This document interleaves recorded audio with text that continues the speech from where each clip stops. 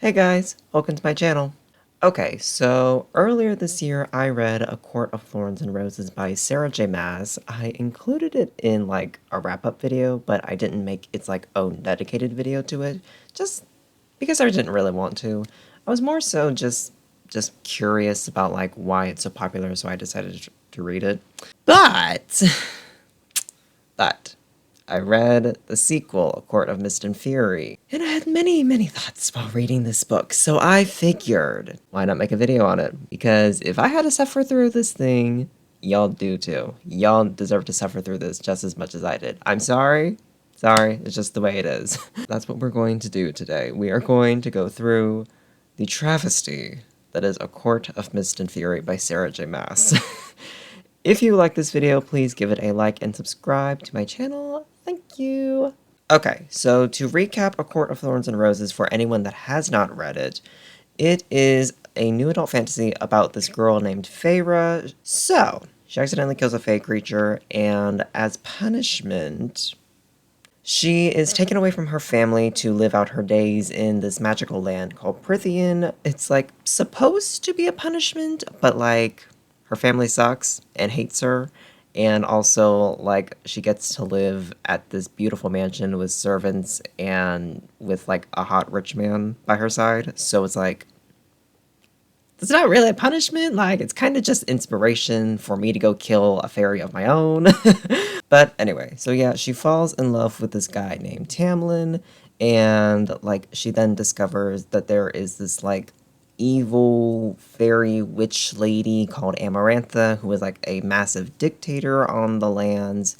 And so Feyre decides to like go defeat her to like proclaim her love for Tamlin or something, basically. So Feyre is going to go defeat Amarantha and free Prythian from her clutches, and she meets this guy named Rhysand, who like everyone hates, nobody likes him, like total douchebag, but during like one of her conflicts against Amarantha, like Feyre gets very injured, is very weak, and her and Rhysand like strike a deal to where he'll heal her up so that she can continue fighting against Amarantha. But in exchange, she has to like give up a week every single month to go be with him and stay with him at his estate. Everyone wants Feyre, basically. Like, everybody wants Feyre. But yeah, so they strike that deal, and then Feyre ends up defeating Amarantha, but gets killed. So all, like, the seven High Lords of Prythian come together to resurrect her, and so now Feyre is, like, you know, also a fey creature with powers, you know, magical abilities from all seven of the High Lords of Prythian. So that's the first book. Are you all caught up? Good. Now let's get into A Court of Mist and Fury. Yes, we're going to be breaking this up into specific sections, like specific chapter sections. That's how I do it on this channel. So it's been like a few months since the whole Amarantha thing in the last book, and everyone is like still traumatized, even though they don't really want to deal with it. Feyre especially is traumatized out of her mind. I mean, understandably, she literally died. But her and Tamlin are now officially engaged, and like the kingdom is just basically in like a state of rebuilding and trying to like start up life again after the 50-year prison of being under Amarantha. So that's where we currently are. But basically, in this book, Tamlin is like a sexist asshole, and like he treats Feyre like a child and wants her to just be like a traditional queenie housewife and just like basically like learn her place and all that kind of stuff. And Feyre is understandably not happy about that. And she's like, hold on. Hold up, just wait a minute. I like freed y'all from Amarantha. Like I did that shit. So, like, I don't appreciate being told to, like, mind my place and all that stuff. I don't appreciate and, like, want to be, like, you know, just wearing pretty gowns and walking the grounds all day. Like, no, I want to be helpful. I want to be useful. But Tamlin's like, no, no. And on their wedding day, Feyre is, like, out of her mind. She's having a panic attack. She is like, I really don't want to do this. I don't want to do this. Somebody please save me. Praying to the heavens. Somebody come save me. And she just like can't go through with the ceremony, thank God. And it's kind of funny because all of the guests around them are like looking at this going on and being like, ooh, What's happening? Is it okay? Are they okay? Are they fighting? Can we still eat the cake? Like, ooh, not good. So, what happens next? Rhysand pops in Maleficent style, like, hi, I wasn't invited, but I'm here. And he is like, hey, Feyre, you remember that deal from the last book that we made where I get to steal you away for a week every single month whenever I please? Yeah, I'm cashing that in now. So he takes her to the court that he is in charge of, the Night Court. And it's here that we finally start to learn, like, what's going on in the kingdom that Tamlin is not telling us. You know, like, what's really going on? Because it can't all just be like, oh, we're in a time of peace now and everything. No, there's something else going on. We can feel it. So there is apparently this like king of this land called Highborn. He's never given a name, so I'm just gonna call him Highborn. You know, I don't care. Like you ain't gonna give him a name, so he's just Highborn to me now. Okay, so there's this king called Highborn who wants to like take over the world basically. Like war is on the horizon. It's a whole thing. And it's also here when Feyre is staying at the Night Court that Rhysand like decides to like give her some useful life lessons, like teaching her to read and teaching her how to like shield her mind against powerful magic and all that stuff. And he's also like, Miss Ma'am, you cannot let your husband treat you like that. Like he is treating you like shit. You cannot allow him to do that. You know, if you're not happy in this relationship, you need to get out of it. You know, you have a choice, Feyre. You have a choice. Hashtag feminism, hashtag equal rights. All throughout the book, Rhysand is like, Feyre, you have a choice, you have a choice, you have a choice, you have a choice. And then even Feyre starts going like, oh, I have a choice, I have a choice, I have a choice, I have a choice. It's like, oh my god, like, it's all throughout the book. You have a choice, you have a choice, you have a choice, you have a choice, you have a choice, you have a choice. Y'all, every single time that this man would just say, Feyre, you have a choice, I would just go and think to like read with Cindy's videos on the series. I swear to God, she was not lying when she said that all this man says to Feyre is, you have a choice. You have a choice. Like, oh my God, he says it all throughout the book. And it, at a certain point, it's just like, it's annoying. Like, it really gets annoying at some point. Like, yes, the message is great. We love the message. But also, like, you need more words. You need more phrases. Like, come up with something else, basically. So anyway, so Feyre returns from the Night Court after a week, and Tamlin is immediately like, okay, cool, you're back. Now give me all the details on the Night Court, because I don't like his ass, and I want all the details about what is the up. Like, what's his schedule, what's going on there, who's there, this, that, and the third. Give me all the details that you got so I can, like, go and harass him or something, or like I can go and bomb him or something someday. And Feyre's just like, what happened to hello? Nice to see you. Glad you're alive. Sweetie, let's go and take a walk in the garden because we haven't seen each other in a week. Like, what happened to that? But no. Okay, so she tells him, like, everything that she knows about the Night Court and about her experience there, and is like, okay, like, I'm telling you all of this, and, like, you know, I'm starting to realize that, like, I have all these magic powers that I have now, you know, when I got resurrected. I would really like to start training to know, like, how to use my magics.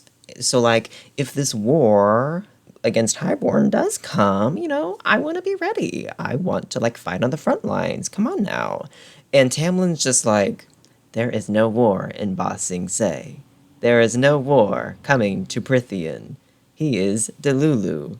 And it's like, okay, no, no, stop. And Tamlin's also like, what are you talking about? Wanting to like fight and shit. No, you're not doing that. No, you're never gonna pick up a sword, you're never gonna learn how to use your powers. Like, no, you're gonna stay in this house and be a queen. Okay, so that's chapters 1 through 7, and now a little bit of thoughts. First of all, honey, we literally got a sex scene in chapter 2. Chapter 2! We get a full-blown sex scene in chapter 2. And I say that because It's a little strange so early on, but also, like, it sets the tone for the rest of this book. It really, really does. And we'll get to that later when we get into, like, chapters 50s and whatever. Girl, I was just rolling my eyes when that was going on. I really, really was. I was just like, okay, can we move it along? Can we hurry it up? Okay, moving on to more important things, like, we all know Tamlin is shit, right? We all know he's shit. It's so funny because, like, I knew eventually people hated him and, like, there was a reason, but after reading the first one, I was just like, why do people hate him so much? Like, I don't see how this can go. And then I started reading this book and I was like, oh, okay, it makes sense why everyone hates him. It really, really does. Like, ooh, yeah, fuck him.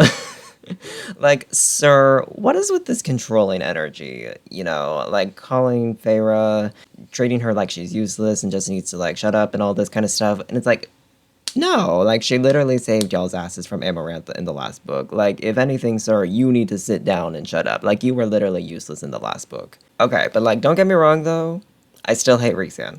I don't care. I don't care. I don't care. He's shit also. Yeah, Mr. Nightcourt is entertaining. He's funny. He makes me laugh. He makes some really good points, and he's teaching Feyre some useful life skills that she needs. But like, no. I still, when it comes to Rhysand, I still come back to in the last book how when they were under the mountain, he like got Feyre drunk night after night after night and forced her to like do lap dances on him and like twerk for him and stuff against her will, against her consent. And it's just like, no, like that's literally sexual assault, dear. You can't come back from that in my book. Like, no. No. We're not doing that at all. No. So I literally just can't stand Rhysand, and y'all better know that going in because no. And also for Feyre specifically, yeah, she's still annoying. I'm so sorry. Feyre stands, y'all gonna shoot me. But like Feyre is so annoying. I swear to God. Like even though I hate Rhysand, when he's offering to teach her to read and like how to like shield her mind against magic and she's just like, ew, no, I hate you, I don't want to do all that, no. It's like, girl, shut up. Like, not to be rude, but like, stop. Like, stop. Like, you need to learn how to read. Like, you literally almost died in the first book because you can't read. And when this guy is telling you, like, hey, I can teach you to read, you're like, no, I don't want to do that. Like, no, I want to be illiterate forever because, like, you just don't like him. Make it make sense. And then when like he fully demonstrates how easy it is to break into your mind and almost like shatter it and destroy it with magic, you're still like, no, I don't want to learn how to like protect my mind against that. I don't want to learn how to protect my mind against powers and magic. Like, Feyre, be so serious. I swear to God, no, you literally do need to learn these things. Like, it's literally vital and important that you learn these basic things as a Fae. Like, make it make sense. Like, Feyre, stop being annoying. Also, I didn't mention her because she's not, like, too important to the plot, but, like, there is this character named Ianthe who is, like, a priestess lady. Like, that's basically all she is. And she's, like, sort of an advisor slash fake friend to Feyre. And I bring this up because it's, like, Sarah J. Maas. Can you make it any more obvious that Ianthe cannot be trusted? Like, can you literally make it any more obvious that she's gonna be a villain later down the line? Like, from the moment Ianthe is introduced, the author is already making it, like, crystal clear, like, something's up with her, something shady, we can't really trust her. Like, even just the way her backstory is framed. Ianthe's backstory is when Amarantha came, she ran away and, like, ran to, like, another continent to, like, escape Amarantha's clutches. And, like, to me, I'm thinking, like, okay, fair, you know, like, whatever.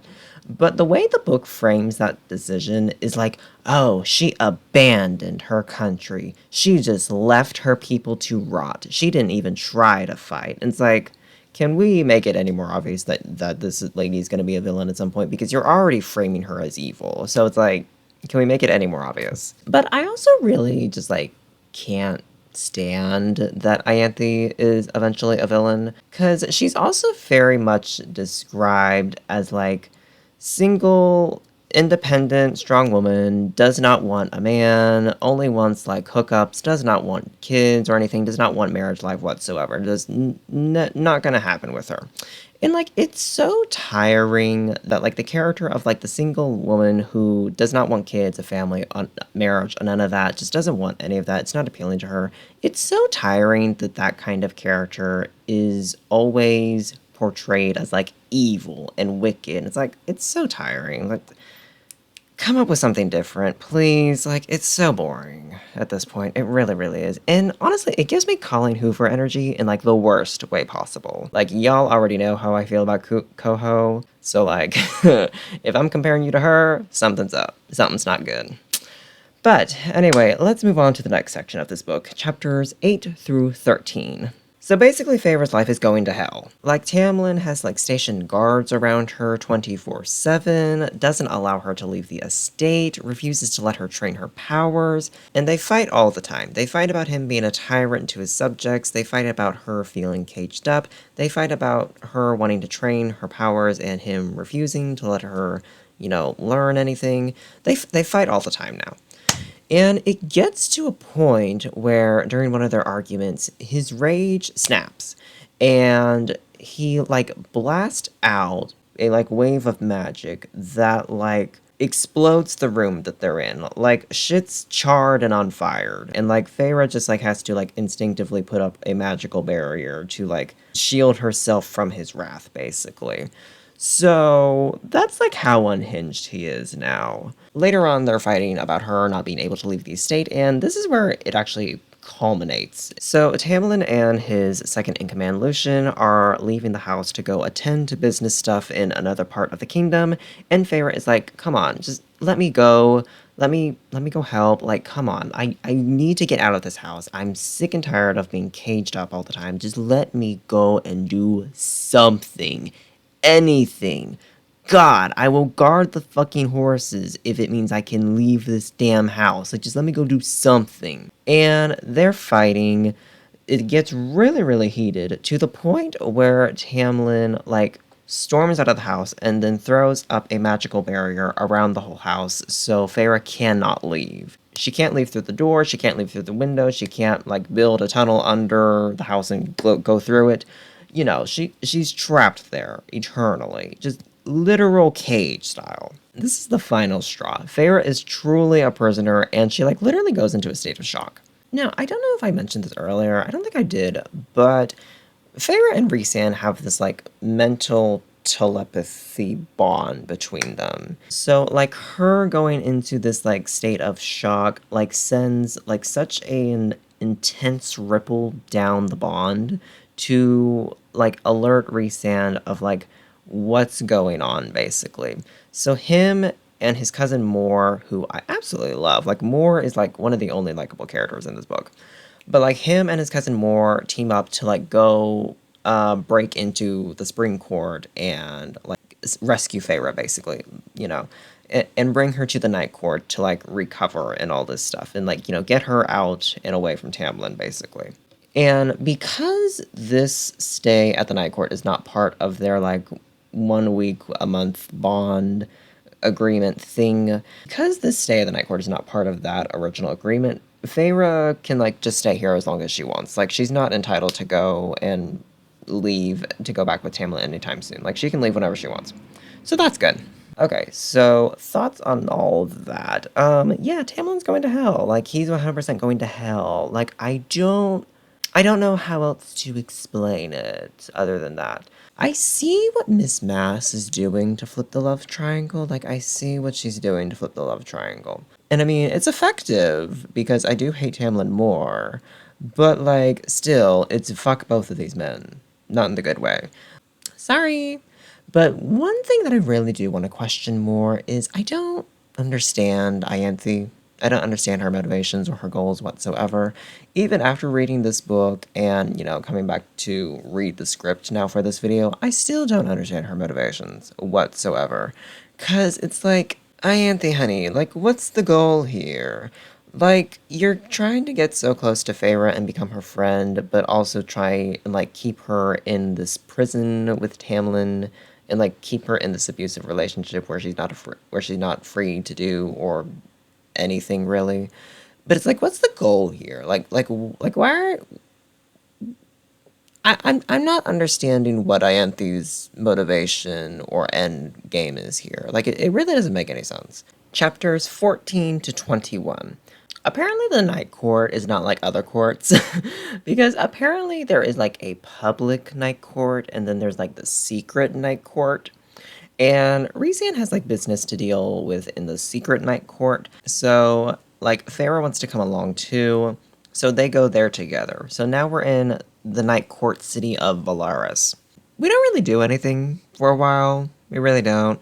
We just like hang out. You know, we meet Reese's friends who are his cousin Moore, these two guys who are like special trained soldiers. They're named Cassian and Azriel, I think. And then this like alien chick from like another dimension who is also a fae, and her name is like Amryn, I think. Yeah. But like we meet Reese's friends, we hang out for a little while. Him and Feyre start developing somewhat kind of feelings. Yeah. I don't know what to tell you. Like, we just hang out for a little while. At this point, I really didn't mind it. Like, at this point, it was still kind of cute and nice and, like, kind of cozy vibes, you know? But later on, we'll get to that. We will get to later on. Anyway, getting back to the broader plot with the Highborn guy who like wants to take over the world because colonization. So apparently the evil Highborn guy like wants to resurrect this like ancient warlord, very powerful, fairy killer guy who was like named Jurian, and he was mentioned in the last book. Why? Why would you, King of Highborn, fairy guy, want to resurrect a fairy killer? Isn't the King of Highborn a fae too? Like, why would you want to resurrect this legendary fairy killer? So it kind of seems counterintuitive. Like, I'm sorry, that doesn't really make much sense. But, like, obviously that's bad because all of the main characters are fairies. So, obviously, we need to stop that from happening. So, the gang is, like, trying to figure out how to stop that from happening. Apparently, there is this, like, magical, very powerful book about life and death called, like, the Book of Breathing. It can, like, do something to stop Highborn. And, like, apparently Feyre, for some reason, I don't exactly know why, probably because she, like, has powers from all 7 High Lords, but, like, I don't know. For some reason, Feyre can, like, sense the book, like, it calls to her. The team is, like, trying to, like, figure out where the book is. Well, not really figuring out where the book is, because they know where the book is. But, like, trying to figure out, like, how to, like, get the book so, like, Feyre can, like, sense it and, like, grab it. Yeah. It's just as messy as I explained it. Like, I don't know how else to make it not so messy to explain. But, like, that's basically all that happens in this section. I'm gonna be so honest. At this point in the story, we were going on and on and on for hours at this point. Like, girl, we're 20 chapters in. The book is 23 hours. We're 20 chapters in and we still have 14 hours left to go in the audiobook. It's like... So, yeah, I'm gonna be so real. At this point when I was reading the book, listening to the book, like, I really was kind of, like, fading in and out, like, consciously paying attention to it. I really, really was. I'm sorry, I was. I threw this book on in the background while I was, like, cleaning my house. So, like, it was kind of just, like, background noise to me. It really, really was. But, so, yeah. Like, I'm sorry. I was kind of getting bored at this point, and, like, my attention span was, like, draining a little bit. But anyway, let's keep going to chapters 22 to 33. Okay, so basically in this section, we go back to the human world to, like, warn Feyre's sisters about the war that's coming, and to also ask them to set up a meeting with the mortal queens of the human world to like have peaceful negotiations, because apparently the mortal queens of the human realm have one half of the book of breathing that we want. Why the fuck Feyre put her sisters in charge and like asked them to like set up a meeting and like mediate a meeting between like high fae government people and mortal queen high government people? I don't know. Like, that doesn't make any sense to me. But, like, yeah, that happens. Her sisters are basically like, okay, yeah, sure, we'll do that. We'll mediate and set up a meeting for you and your people, and, like, we will harbor any refugees that come through here during the war. So, like, we'll do that for you, okay. And, like, Feyre and Rhysand are just, like, in the forest for a little bit, training her power. She's flopping. An assassin from Highborn is sent to, like, try and kidnap Feyre. Obviously, she's now traumatized again.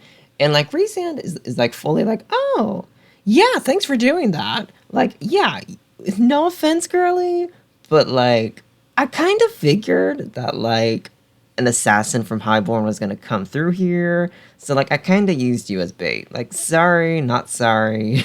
And she's like, what the fuck is wrong with you? Are you fucking kidding me? You literally just used me as bait. Like, I literally could have died. And it's like, yeah! So, like, why do you still like him?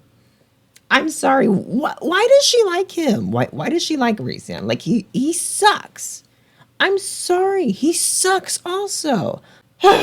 Anyway, so we go back to the Night Court now, and once again the plot comes to a halt. We just hang out with Rhys's friends, the inner circle. We get a few more, like, cozy hangout scenes, party too.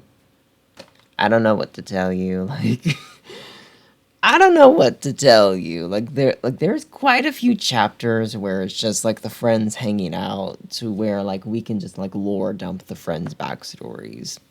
I don't know what to tell you.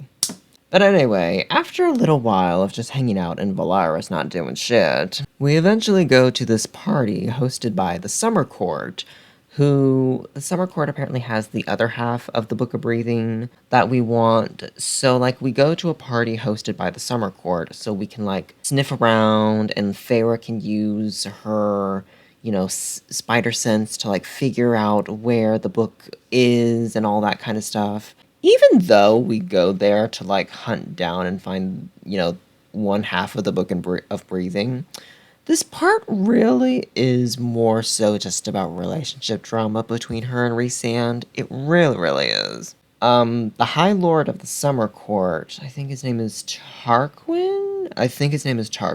Like, he takes an interest in Feyre and is like, ooh, single, recently unengaged, not really hanging around Rhysand too much. Like, oh, you're kind of cute.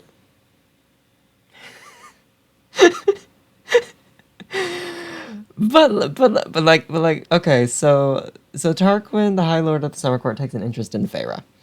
And, like, Rhysand is, like, jealous of this, obviously, but, like, he doesn't want to show that he's jealous, so Rhysand starts faking an interest for this, like, courtier girl from the Summer Court, and then Feyre is, like, super, super jealous, like, what the hell are you doing?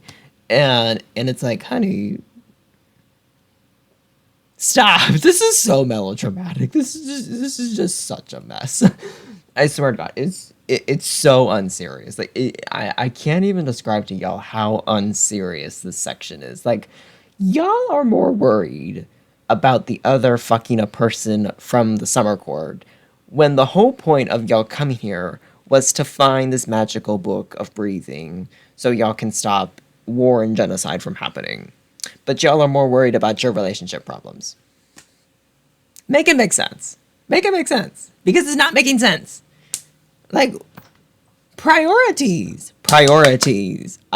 Where are the priorities here? So eventually they do get like the first half of the Book of Breathing, but like they do have to trigger some like alarms and booby traps and like fight off a few guards of the Summer Court. So now the Summer Court are like enemies. Like the Summer Court is like bitches, Resand, Feyre, Amryn, who came along. All of y'all are on the hit list, okay? We sent you some nice, fine-ass jewelry, blood rubies, because we're gonna fucking kill you. So here, take some pretty jewelry, but know that you are on our hit list. We're gonna kill you at some point. They never do. They never pop back up again. The Summer Court is irrelevant after this. Even though they made this big ass threat, like they are irrelevant after this. But yeah, that's what happens in this section. Okay, my mistake. I'm looking at my script, I'm looking at my notes. My mistake. That was not chapters 22 to 33. That was past those chapters a little bit. Some of the stuff that I just described happens a little bit after chapter 33. So now we're in chapters 34 to 42. We're already a little bit into that, so probably about like chapter 36 at this point or something like that. So like let's just meet in the middle and say like chapters 36 to 42 is where we're at now. We have the first half of the Book of Breathing. Now it's time to campaign the mortal queens of the mortal realms, because they have the second half of the Book of Breathing, like I said before. So, like, we have this meeting between the Night Court bitches and the mortal queen people, and this meeting is, like, hosted at Feyre's family estate with her sisters and everything. And, like, Resand and Feyre and their gang are like, hey, please give us the second half of the Book of Breathing. Please, besties. Like, war is coming. War is coming. We really need this Book of Breathing to, like, stop Highborn. Please join our cause, join us, basically. And the Mortal Queens, there's 5 of them, by the way. They're all like, we don't give a fuck. Okay, we don't care. Yeah, we know war is on the way. We're keeping our half of the Book of Breathing to shield ourselves. Okay? Like, you fairy bitches, you have magic. Figure it out. We don't know what to tell you. Like, sorry. Not sorry. But eventually they come to an agreement to where, like, the Mortal Queens know Resand has a terrible reputation, because Resand does have a terrible reputation. He has the reputation across all of Prithian and everything of, like, being a monster, basically. Like, the Night Court is like the evil court, basically. That's the reputation of the Night Court. So the Mortal Queens are like, okay, we know your reputation is shit. So, like, we really don't trust you. But if you provide us evidence that you are a good person and, we can trust you with this artifact, we'll consider it. We'll consider giving you this artifact. Resand and Feyre and their friends are like, it's the best we got, okay? It's the best we got. So they're thinking of, like, how to convince the queens that the Night Court is not evil, basically. And the only thing that they can think of, really, is to show the Mortal Queens the city of Valaris. A peaceful, functioning, great, thriving city full of love and peace and hope and everything. So they want to show the Mortal Queens Valaris.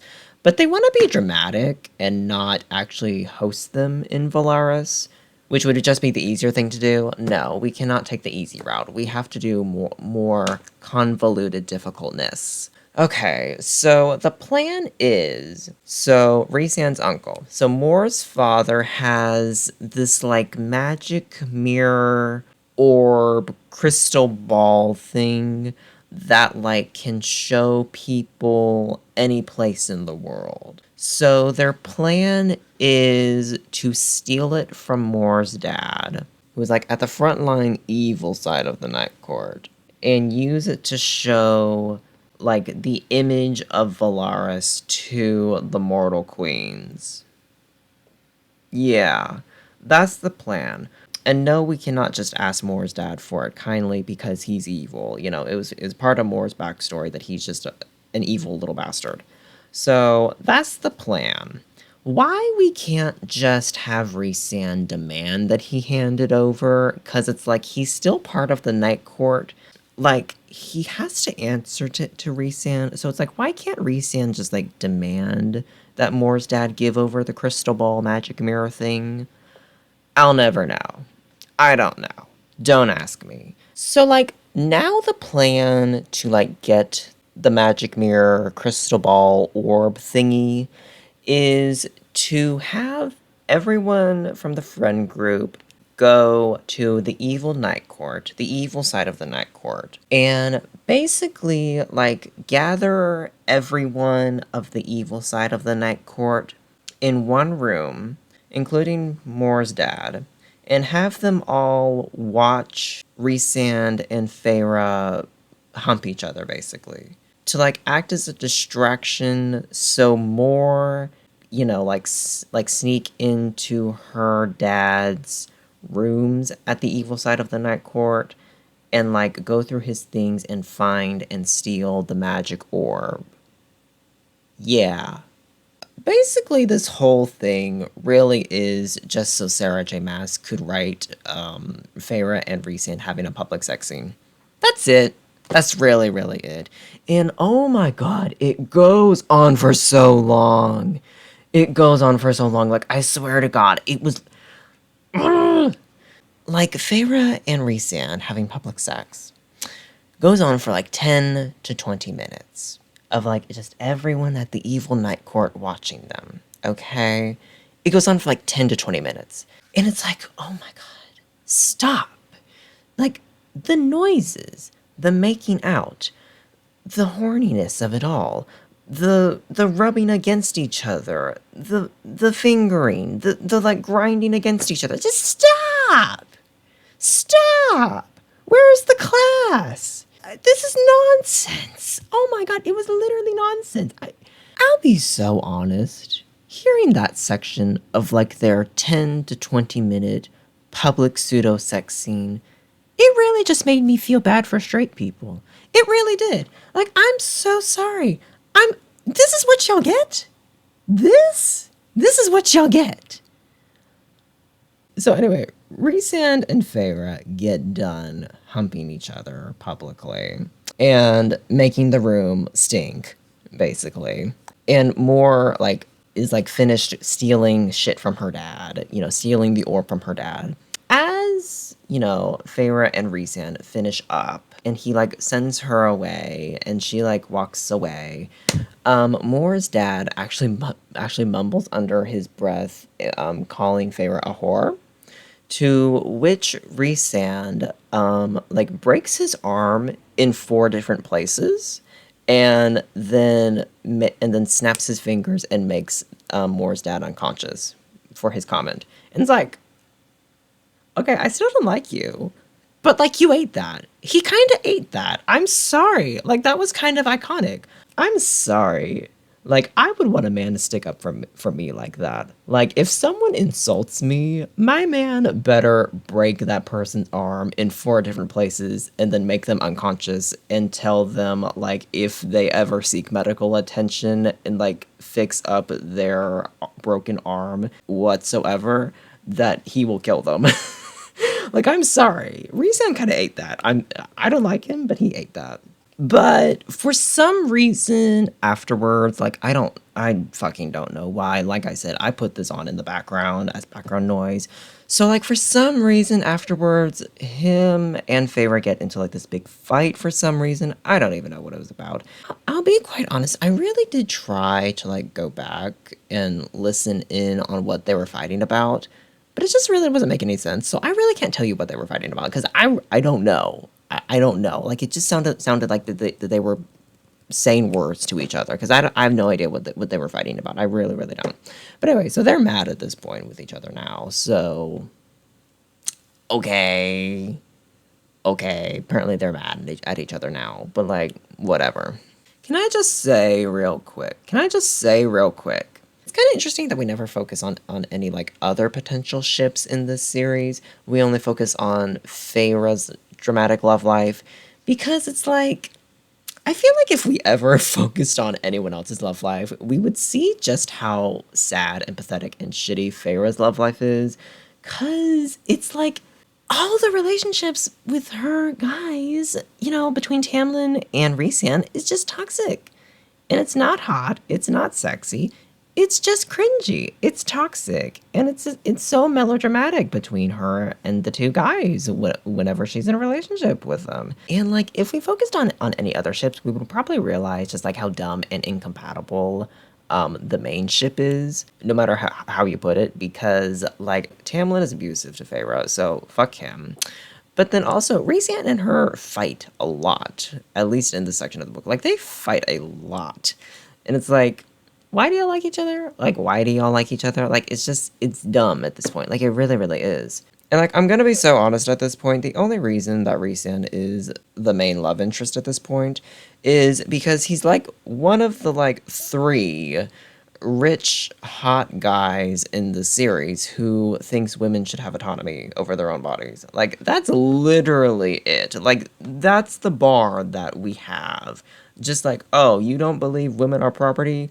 Hell yeah, you're the main love interest of this series. Like, the bar is in hell. The bare minimum is the standard for which we qualify the main love interest. Be so serious. Be so serious. Anyway, let's move on. So now chapters 43 to 53. This section is really just character work, basically.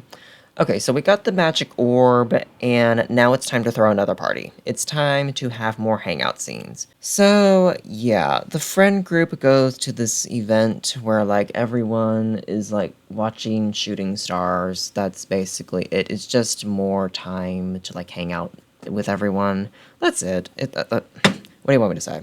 So then the big thing is Feyre and Rhysand go into like the wilderness somewhere to like train her powers more, and she's like starting to get the hang of some of her magic, so that's good. We love that for her. And at this point they're becoming pretty close, like they've made up. Yeah, they made up. They were mad at each other for a little bit, but they're fine now. So there's that. And also Tamlin and his stuff, their ugly little heads reemerge. So Tamlin sends out a group of guards, headed by Lucian, to go and hunt down Feyre and bring her back to the Spring Court, basically. And so Lucian and the guards do find Feyre, and they try to capture her, and she like evades them, and then Rhysand is by her side, backing her up, like, yeah, that's my girl, that's my girlfriend. And like, Lucian is like, girl, get your ass back to the Spring Court.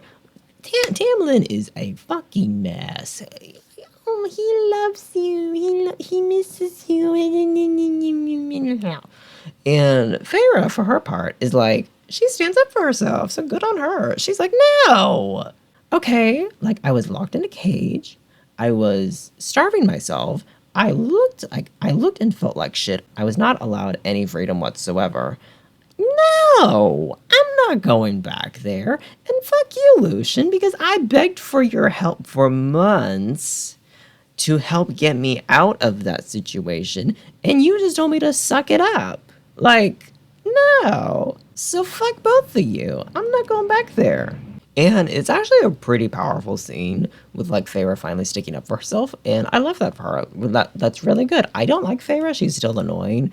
Like, but she ate that. Lucian and his guards are like, look, okay, we don't want to deal with Mr. High Lord here, and we don't want to deal with this girly who has the power of all 7 High Lords, and she's now figuring out how to use her magic. So like, we're gonna go. We're gonna leave. Like, bye. For our safety, we're gonna take the L and go. And Lucian, tells Feyre, like, this ain't the end, girl. Tamlin's not gonna stand for this. He's gonna keep hunting you down. Like, I'm just warning you. Like, so watch your back. But yeah, there's that. And then Feyre and Rhysand go to a hotel to stay the night, and surprise, surprise, we get the old Wattpad trope of there's only one bed. And it's barely big enough to fit them both. Lord help me. Oh my god. So, yeah. they end up having sex because there's only one bed. And what do you do with the only one bed trope? You have them have sex. Which, which can I just say, when I was listening to this sex scene, I was kind of having to laugh because earlier in the book, it's established that fairies, especially male fairies, like if you stroke their wings, it makes them like really, really hard and like makes them want to come almost instantly. And so, and so Farah begins stroking Rhysand's wing, and I'm sorry, it's at the very beginning of the sex scene, and all I could think when like Farah was just like lightly grazing his wing, and he's like, "Oh fuck, oh fuck, oh fuck." All I could think was like, "Damn, you can't even last 8 seconds. Shit, I feel sorry for her." I'm sorry, like it was so unserious. Like, sir, Mr. Powerful High Lord, like how can you not last more than 8 seconds? Like, she's barely touching your wing. Make it be so serious.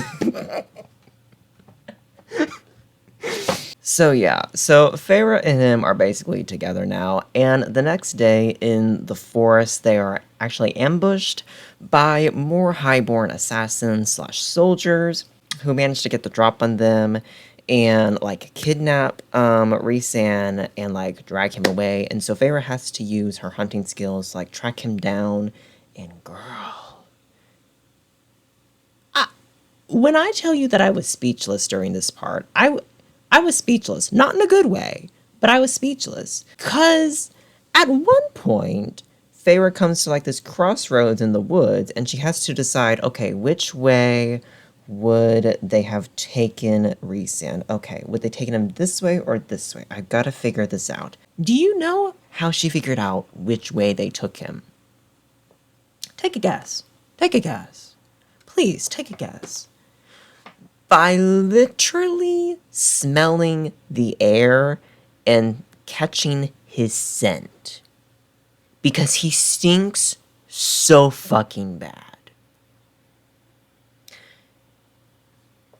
He stinks so bad, and the stench of her is clinging to him so badly also that she's able to just smell him from miles away and it's like, okay, yep, they took him this way. That's where they took him. It's like,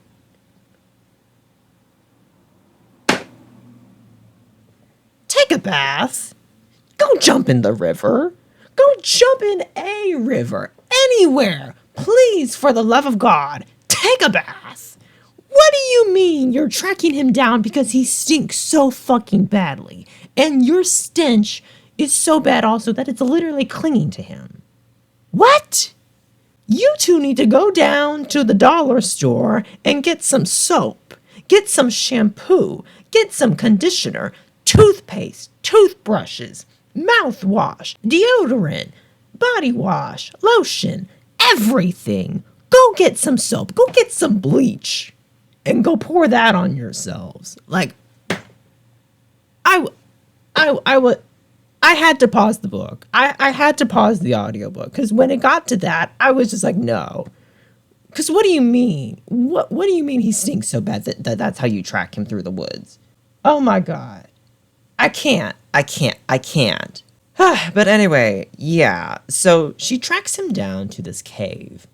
And like the power of the dark side overtakes her and she uses her magic to like quickly and efficiently kill all of the highborn soldiers slash assassin people. And she, untie and free Rhysand, who is like badly beaten up at this point. He's been tortured for hours. And so she's trying to like heal him enough to get them back to Valeris so he doesn't die on the way there. But she needs a little bit of help, but she doesn't really know how to do it. So she calls upon this, like, I don't even know what it is. This creature called the Adder. It was mentioned in the first book. It briefly appeared earlier in this book, but not enough to where I covered it because it's It's not really important, but like, she calls upon this creature called the Adder to like help her. Like she summons it like a demon, basically, and asks it like how to cure Rhysand enough to get him back to Valaris. And the Adder tells her like, honey, go full vampire and just let him drink some of your blood. You know, that'll heal him enough.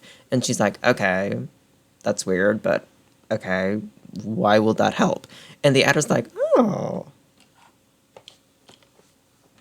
well, I've got a story for you, honey. You're in for a big reveal. So, you know that little bond that you two share where you two telepathically communicate to each other?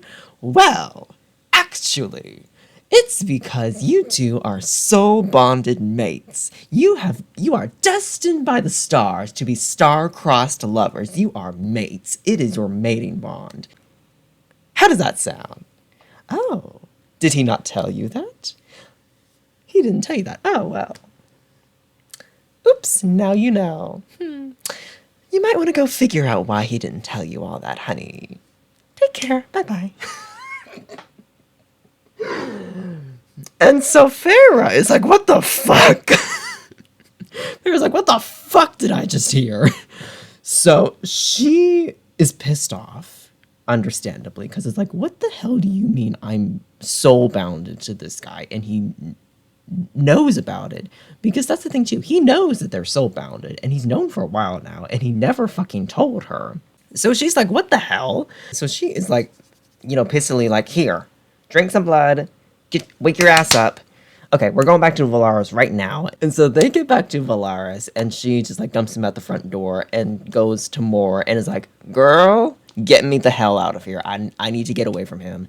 And so Moore's like, okay, I don't know what the hell's going on, but you're pissed off. So like, okay, let's get you out of here. So Moore takes Feyre to a vacation house that, you know, the gang has in like the mountains or whatever. And Feyre stays there for a few days, basically, to like figure things out and think about what the hell she just heard. Like, what do you mean I'm mated bond to this guy and he never told me and he knew about it for a long time? What do you mean? Like that, it's trying to process that, basically. So yeah, that's the end of that section.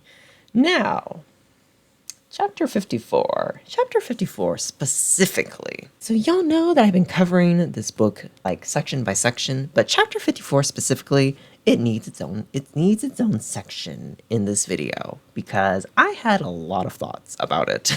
So, after a few days, Rhysand shows up at the vacation house and is like begging for her love and forgive and accept him. Like, please, please, babe. Please come home. Please, I love you so much. It's like, shut up. So Feyre is still understandably pissed off at him. But, like, when he shows up, it's dinner time and she's in the middle of making some food. So, like, she's like, you know what? I got shit cooking on the stove. Come on in. Just come on. Tell me your sob story. It's convenient timing because apparently with like soulmates in this world, like when one partner like cooks a meal and then offers it to the other partner, it's a sign that they like accept the bond and they want to be with each other. So he tells her that and she's like, you know what? I was actually making this for me, but like, fine. You know what? Fine. I'll play along. You know, you explain yourself to me. Explain why you kept such a big secret from me. And then, you know, when I'm finished making this food, I'll decide if I want to go eat it myself or if I'm going to offer it to you and, you know, we can get back together. So he ends up telling her his entire life story.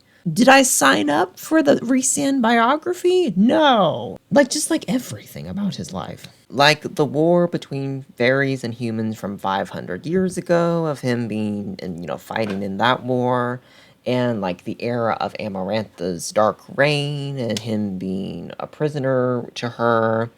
And, you know, like every single encounter between like Rhysand and Feyre in the last book, and you know all the stuff leading up to her joining the night court in this book and all that kind of stuff, conveniently leaving out the sexual assault from the last book, which I'm gonna say this. Throughout this entire book, her and him keep talking extensively about the events under the mountain that happened in the last book. You know, when they were both prisoners of Amarantha and she was like trying to fight against Amarantha. They talk extensively and rehash extensively what happened.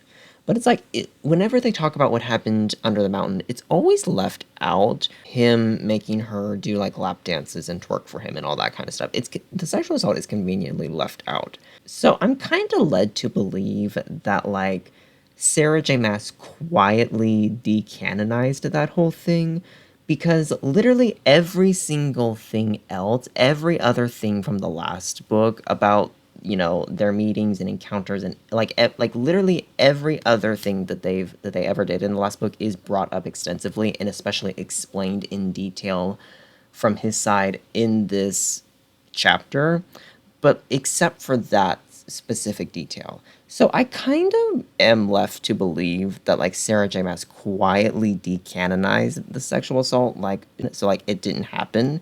That's what I'm led to believe. Like, I don't know. I don't have any proof of that. I don't have any confirmation of that. That's just what I think Sarah did. I think she quietly decanonized that.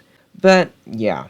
So he rehashes basically his entire life story and then goes on about like, oh, I have such feelings about you and I've had such feelings about you since the day we met. You know, a few years before you came into my life, I felt the mating bond start awakening, and I like saw you in my dreams a few years before I met you. I just saw this mysterious girl in my dreams, and then when I met you for the first time, it's like the mating bond between us grew stronger, and I knew I had a strong feeling that you were my mate. You were my star-crossed lover. Like, I knew you were with Tamlin, and even though it tore me up inside that you were with him, but I didn't want to do anything to, you know, cause any trouble in your life. You had been through so much with Amarantha, so I sacrificed my happiness. So, and did everything in my power to keep you alive during Amarantha's time when you were fighting against her. And, you know, I didn't tell you about the mating bond at that point between us because I felt like, you know, you've been through so much with Amarantha. If you wanted to be with Tamlin at that point, even though I hated him so much, if you wanted to be with him, that was your right. You earned that happiness. You earned a nice, comfortable, happy life with whoever you wanted to choose, even if it wasn't me. And it tore me up inside because I had these strong feelings for you, Feyre. But like, I did it. I sacrificed you. I let you go for your sake so you could go and live a happy life however you wanted with whoever you wanted. And it's like, shut up. Blah blah blah blah blah blah blah blah blah blah blah blah blah blah blah blah blah blah blah blah. We get it. We get it. Sir, we get it. And of course, by the end, Feyre is hearing all this and it's like, oh, so you do love me? You do love me? Okay. Okay. Please. Accept this food that I'm giving you. Please. Accept this food. And we can be mates. It's so unserious. I swear to God, this book is so unserious. Okay, so let's talk about my thoughts during this section a little bit more, in a little bit more detail. So, I know that, like, Sarah and her stans were reading this chapter and thinking, like, oh my God, this is such a declaration of love. He loves her so much. This is just an outpouring of love and kindness, and it's like they are meant to be together. Wow, oh my God, I'm mind blown. This is just amazing. And it's like, I'm sorry, but like this chapter honestly just made me think of Rhysand as like a creepy stalker. It really did. I'm so sorry. First of all, let's talk about the age difference. Now, her being like 20, like 19, 20, and like everyone else in this book being like over 500 years old. It's always been weird to me, but like, was like, okay, it's not good. It's not good, but at least she's not a teenager. I can't believe the bar is that low, but like apparently it is with fantasy romance. So like at least she's in her 20s. At least. But then this chapter happened and it was like, "Oh, okay then. Apparently well that's now down the drain also." Because here's the thing. 5 centuries worth of an age gap is already weird enough. It's already creepy enough. It gets even worse when he mentioned, like, oh, I started having dreams about you like 3 years ago. You started appearing in my dreams. Because it's like, okay, let's do the math. She's like 1920 at this point. So 3 years ago, she would have been like 16, 17, a child. And it's like, your 500-year-old ass, your old ass, was having dreams about a child and being like, oh, wow, this is my dream girl. Ew? Ew. That's creepy. Ew. I'm more so just confused, like, why Sarah J. Maas threw that detail in. Like, you didn't need that detail. You literally did not need that detail. At all. You didn't. You literally could have just said, like, the mating bond was awakened when Feyre entered Prithian for the first time in the last book. And, like, he started, having these feelings about some mysterious girl and wanted to go find her. You could have just left it at that. You didn't need to include him having dreams about, like, 16, 17-year-old Feyre and, like, being like, oh, that's hot. You didn't need that.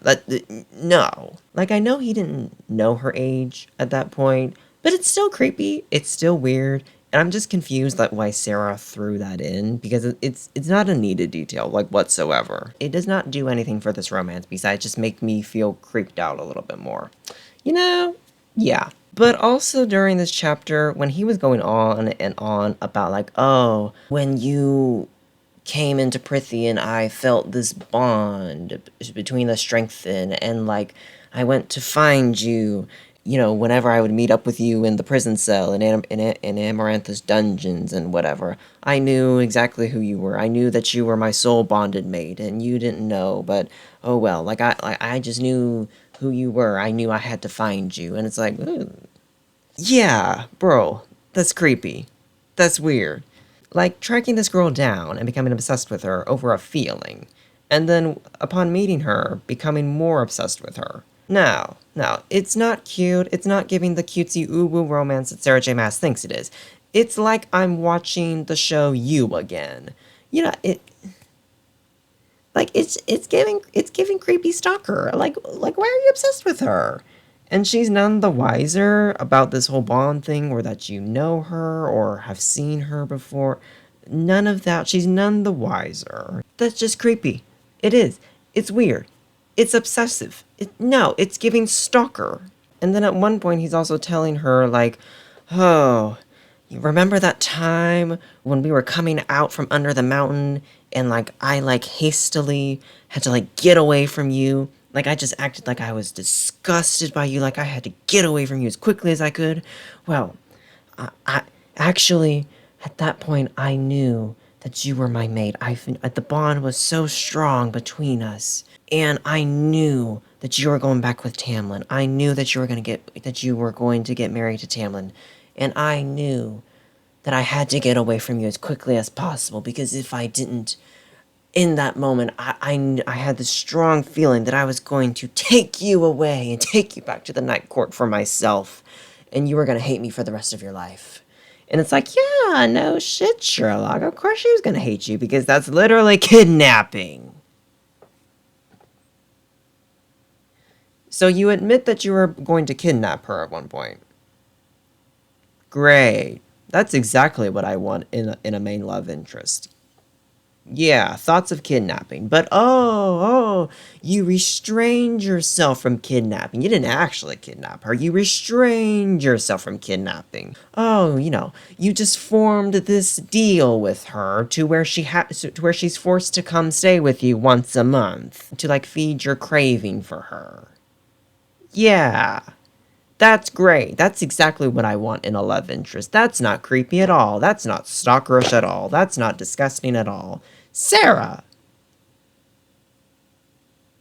what the hell is this? I, I'm amazed. I'm amazed. I'm amazed. When he was like talking about like, oh, and I never told you about the mating bond because it was never the right time to tell you about the mating bond. I'm sorry. It was never the right time. It's like, the fuck do you mean it's not the right time? The fuck do you mean it's not the right time? It's like, oh, you were with Tamlin. I didn't want to complicate things. I didn't want to complicate things. It was never the right time. The fuck do you mean it's not never the right time? She's not been with Tamlin for months. You've had months to tell her about the mating bond, and you still never did. The only fucking reason she knows about the mating bond now is because the adder or whatever wanted to stir up drama and be like, hey girl, so he's been keeping secrets from you. He's been lying to your ass. Here's what's really been going on. That's the only reason she knows about the mating bond. Or you were never gonna fucking tell her about the mating bond. That is so creepy and so manipulative. Oh my god. I fucking hate Rhysand. I do. I fucking hate Rhysand. But like, yeah, chapter 54, just in general, like Sarah and her stands want it to be like this big epic romance declaration of love and all things love and romantic in the universe. And it's like, it's not. It's giving creepy, it's giving stalker, it's giving obsession. And it's also giving like him just being like, oh, I kept secrets, I hid things from you, but I did it for you. I did it for your sake. I kept and hid all of these things for you. And it's like, stop it. Shut up. No. Gross. It's not cute. It's not romantic. It's not any of that. Like, someone lied to Sarah. Someone lied to her and told her that this was romantic. The beta readers lied. The critique partners lied. The agent lied. The publisher lied. The editors lied. The readers who bought this damn book lied to her. Every person lied to her and told her that this was cute and romantic. It's not. Honestly, I'm gonna say this. I'm gonna say this and then we can move on to the rest of this book. Straight media like this makes me so glad that I'm gay. 'Cause it's like, yeah, conservatives want to take away my rights every 2 weeks. And like, I'm banned from going to like 50 countries. Otherwise, I would get like stoned to death. But it's like, you know what? At least I don't have to deal with this stuff. At least I don't have to deal with romance like this. Romance, Ugh. Let me go rewatch Red, White, and Royal Blue, or like Heartstopper or something, just for a palate cleanser. Like, I need a palate cleanser. Goodbye. Chapters 55 to 58. So chapter 55, it's basically just a sex chapter. That's all it is. I don't know what else to tell you. Chapter 55 is just a sex chapter. Feyre and Rhysand accept the mating bond and like embrace it, and so now they are just eternally horny for each other, like 24/7. I swear to God, these two literally go at it harder than rabbits. Literally, these two are banging on every possible surface 24/7 for 3 days straight. Literally. Like, I just had to keep fast forwarding in the audiobook because I just could not handle it. Like, it was literally like, skip, he sucked me, skip, I sucked him, skip, he fucked me, skipped, I fucked him, skip, we did it in the bedroom, skip, we did it against a wall, skip, we did it on a table, skip, we did it in the bathroom, skip, skip, skip, skip, skip, it's like, stop! How much can you two possibly fuck? Oh my god, 24/7 for 3 days straight. I know that vacation house stunk when they left. I know the walls were like covered in white sticky goop. It is so good that the vacation house is apparently magically charm to where, like, it cleans itself. Because, girl, you cannot pay an army of housekeepers enough to cover all their therapy bills to go clean that house. It was so bad. Oh my god. No. Like, but yeah, they've accepted the mating bond now. Anyway, back to, like, the broader plot. Thank God. So, war is on the horizon, right? And fun fact, at this point, it was like 56 chapters in, and I finally remembered the friend's name. Moore, Cassian, Azriel, Amryn, all those people. I up to this point, I had not remembered their names whatsoever. So, literally in the script right here, I just made a note of like, hey, I finally remembered their names at long last. Just a little fun fact. But anyway, so the group is all going back to the mortal realm, the human realm, to meet back up with the queens, finally. Like 5 billion years ago, we got the orb to like show them Valaris to prove Rhysand's not evil. Remember that? So that they would give us, their half of the Book of Breathing. Y'all remember any of that? That was like 5,000 years ago. Remember all that? Yeah, anyway. So we're meeting back up with the mortal queens, and we show them Valaris through the crystal ball or the magic mirror or whatever. And they're like, well, thank you for showing us and entrusting us with this very valuable, deep secret that y'all have been keeping and have been guarding with your lives. Thank you for that. We will take this information into account. Bye-bye. We still don't give a fuck. We still do not care. Okay, girlies. Okay, boys. We do not care. We do not care about your damn war. We are still taking the Book of Breathing with us. We do not care. Okay, like, I just have to talk about something specifically. Nesta in this scene, one of Feyre's older sisters, Nesta in this scene was an icon. I'm sorry she mothered here. Because, like, Nesta, the poor-ass peasant girl, gets right up in the head queen's face and is like, listen here, you bitch. Give that fucking book to my stupid-ass sister and her stinking friends. Okay?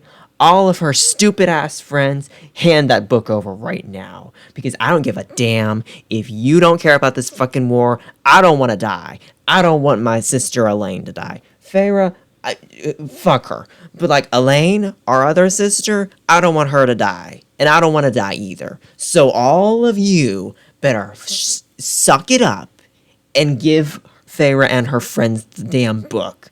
Or I swear to God. And it was like, okay. Like, okay. Go off, queen. Go off. We love that for you. Anyway, the queens are not impressed. They do not care about Valaris. They do not care about anything. They're still hoarding the Book of Breathing. So they leave. But actually, hold on. The youngest queen actually snuck in the Book of Breathing because, like, she felt like in her gut that Rhysand was gonna prove his innocence and, like, be a good person. So, like, she snuck in, with the youngest queen snuck in the Book of Breathing and, like, casually, like, slipped it under the table and was like, oh, well, we better get going. Come on, sister, move out the door quickly. And, like, Feyre and Rhysand and the rest of the gang finds the Book of Breathing under the table and they're like, oh! Well then, thank you. We love that. Thank you. So, good. But then afterwards we go back to Valaris and once again, we just have some hanging out time, just chilling, doing nothing with the friend group. Just, we're here, playing around with each other. But then finally, apparently war starts coming. Highborn sends, like, an army of, like, I think the undead, I'm not exactly sure, but I think it was, like, zombies started, like, invading Valaris. Because, like, the other queens, like, sold out Rhysand and Feyre and all of them. They sold out the information of Valaris to the King of Highborn. So an invasion comes to Valaris, and like the youngest queen, they like killed her for giving Feyre and her group the other half of the book of breathing. So like yeah, I'm gonna be so honest. Feyre, when the invasion against Valaris started, was pissing me off so badly. She was pissing me off so badly. Cause apparently like Cassian is like the head protector of Valaris. Like he's in charge of protecting the city and he has the most magic and power to protect it, apparently, is what I'm getting at. But like, he's like one of Feyre's friends and like they were hanging out that day. And like previously Rhysand told Feyre that like, oh, you know, you're my mate, you're gonna be high queen of the night court. So like just the way that, the friends protect me, they're gonna be super protective of you now. So just keep that in mind. So like her and Cassian were hanging out when the invasion started. And he's like, okay, girl, you need to get back to the house. You need to go back to the penthouse, take cover, because I can't babysit you right now. I can't protect you right now. I need to go do my duties as like head of defense. Okay, like I need to go do that. And she's like, no, no. Oh Jesus. Sarah's like, no, no, I want to stay. No, I want to stay here. I can be helpful. I can be helpful. I can be helpful. Trust me, bro. I can be helpful.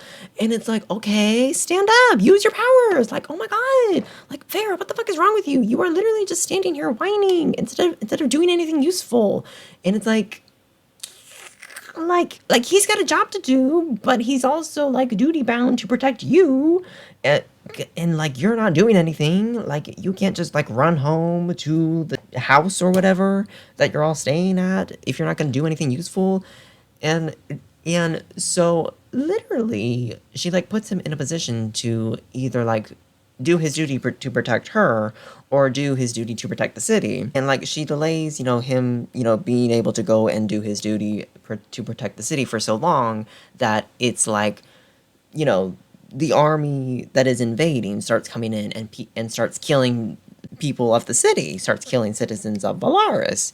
And so eventually Cassian is just like, okay, I can't with you. I've asked you like 5 times to please go take cover if you're not going to be helpful and use your powers in this fight. Like please, like I can't deal with your whining anymore. Sorry, girl, but like I got to go protect the city. So either like join up or go home and get safe. Like I can't sit here and protect you any longer. I got to go protect everybody else. So like he eventually goes and leaves. And it's at that exact moment that she is finally like, oh wow, I should probably help out with this fight.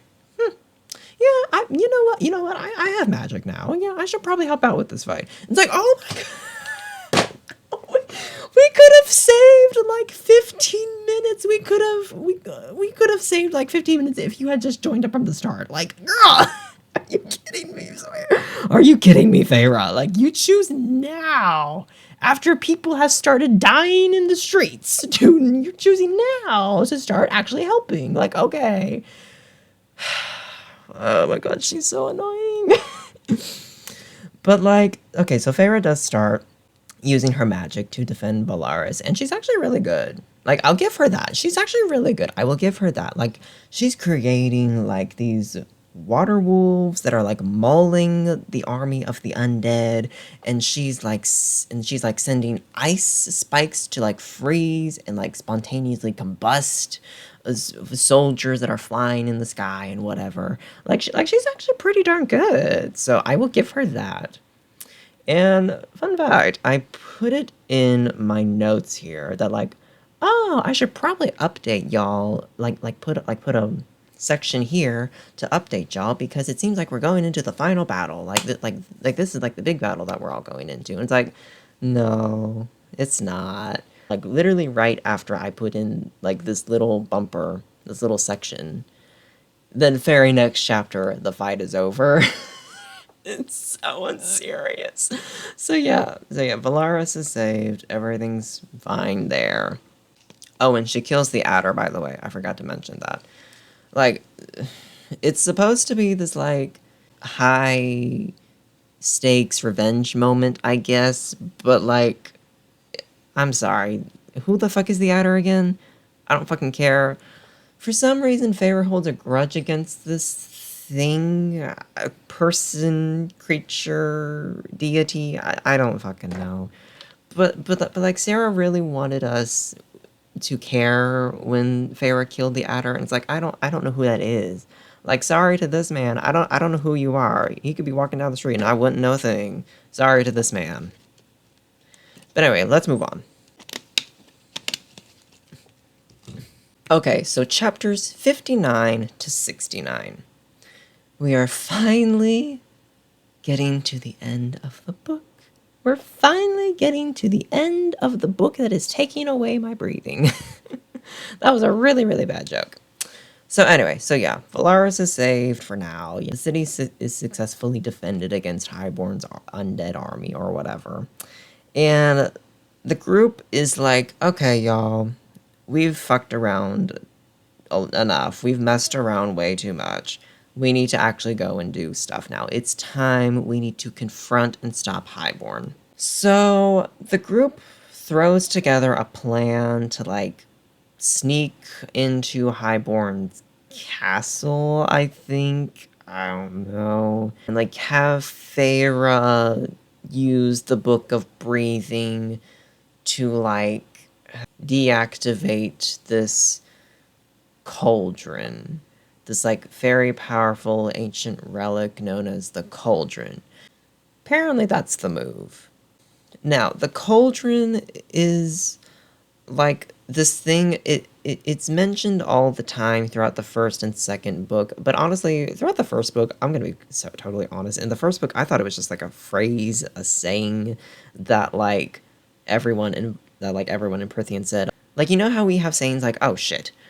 I kind of figured like the way that they were using it, that they were saying, talking about the cauldron in the first book, that it was kind of like that, like, oh, cauldron. Oh, cauldron. Oh, praise the cauldron. Oh, whatever.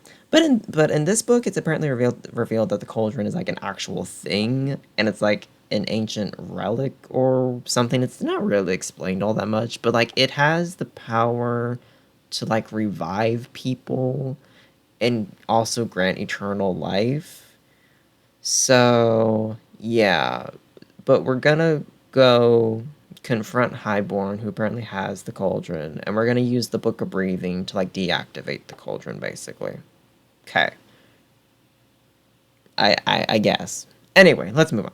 Okay, so they go to Highborn's castle or whatever, and like Feyre starts combining the Book of Breathing, even though she was told like 2 seconds ago not to, for whatever reason. The Book of Breathing is so fucking stupid because we spend all this time trying to get it, and then like literally at the last moment, like Amryn is like, "Oh, by the way, bestie, like don't join the pieces together. Like that could be really, really bad for the universe." So it's like, okay, why were we researching for it this entire time then? Like, whatever.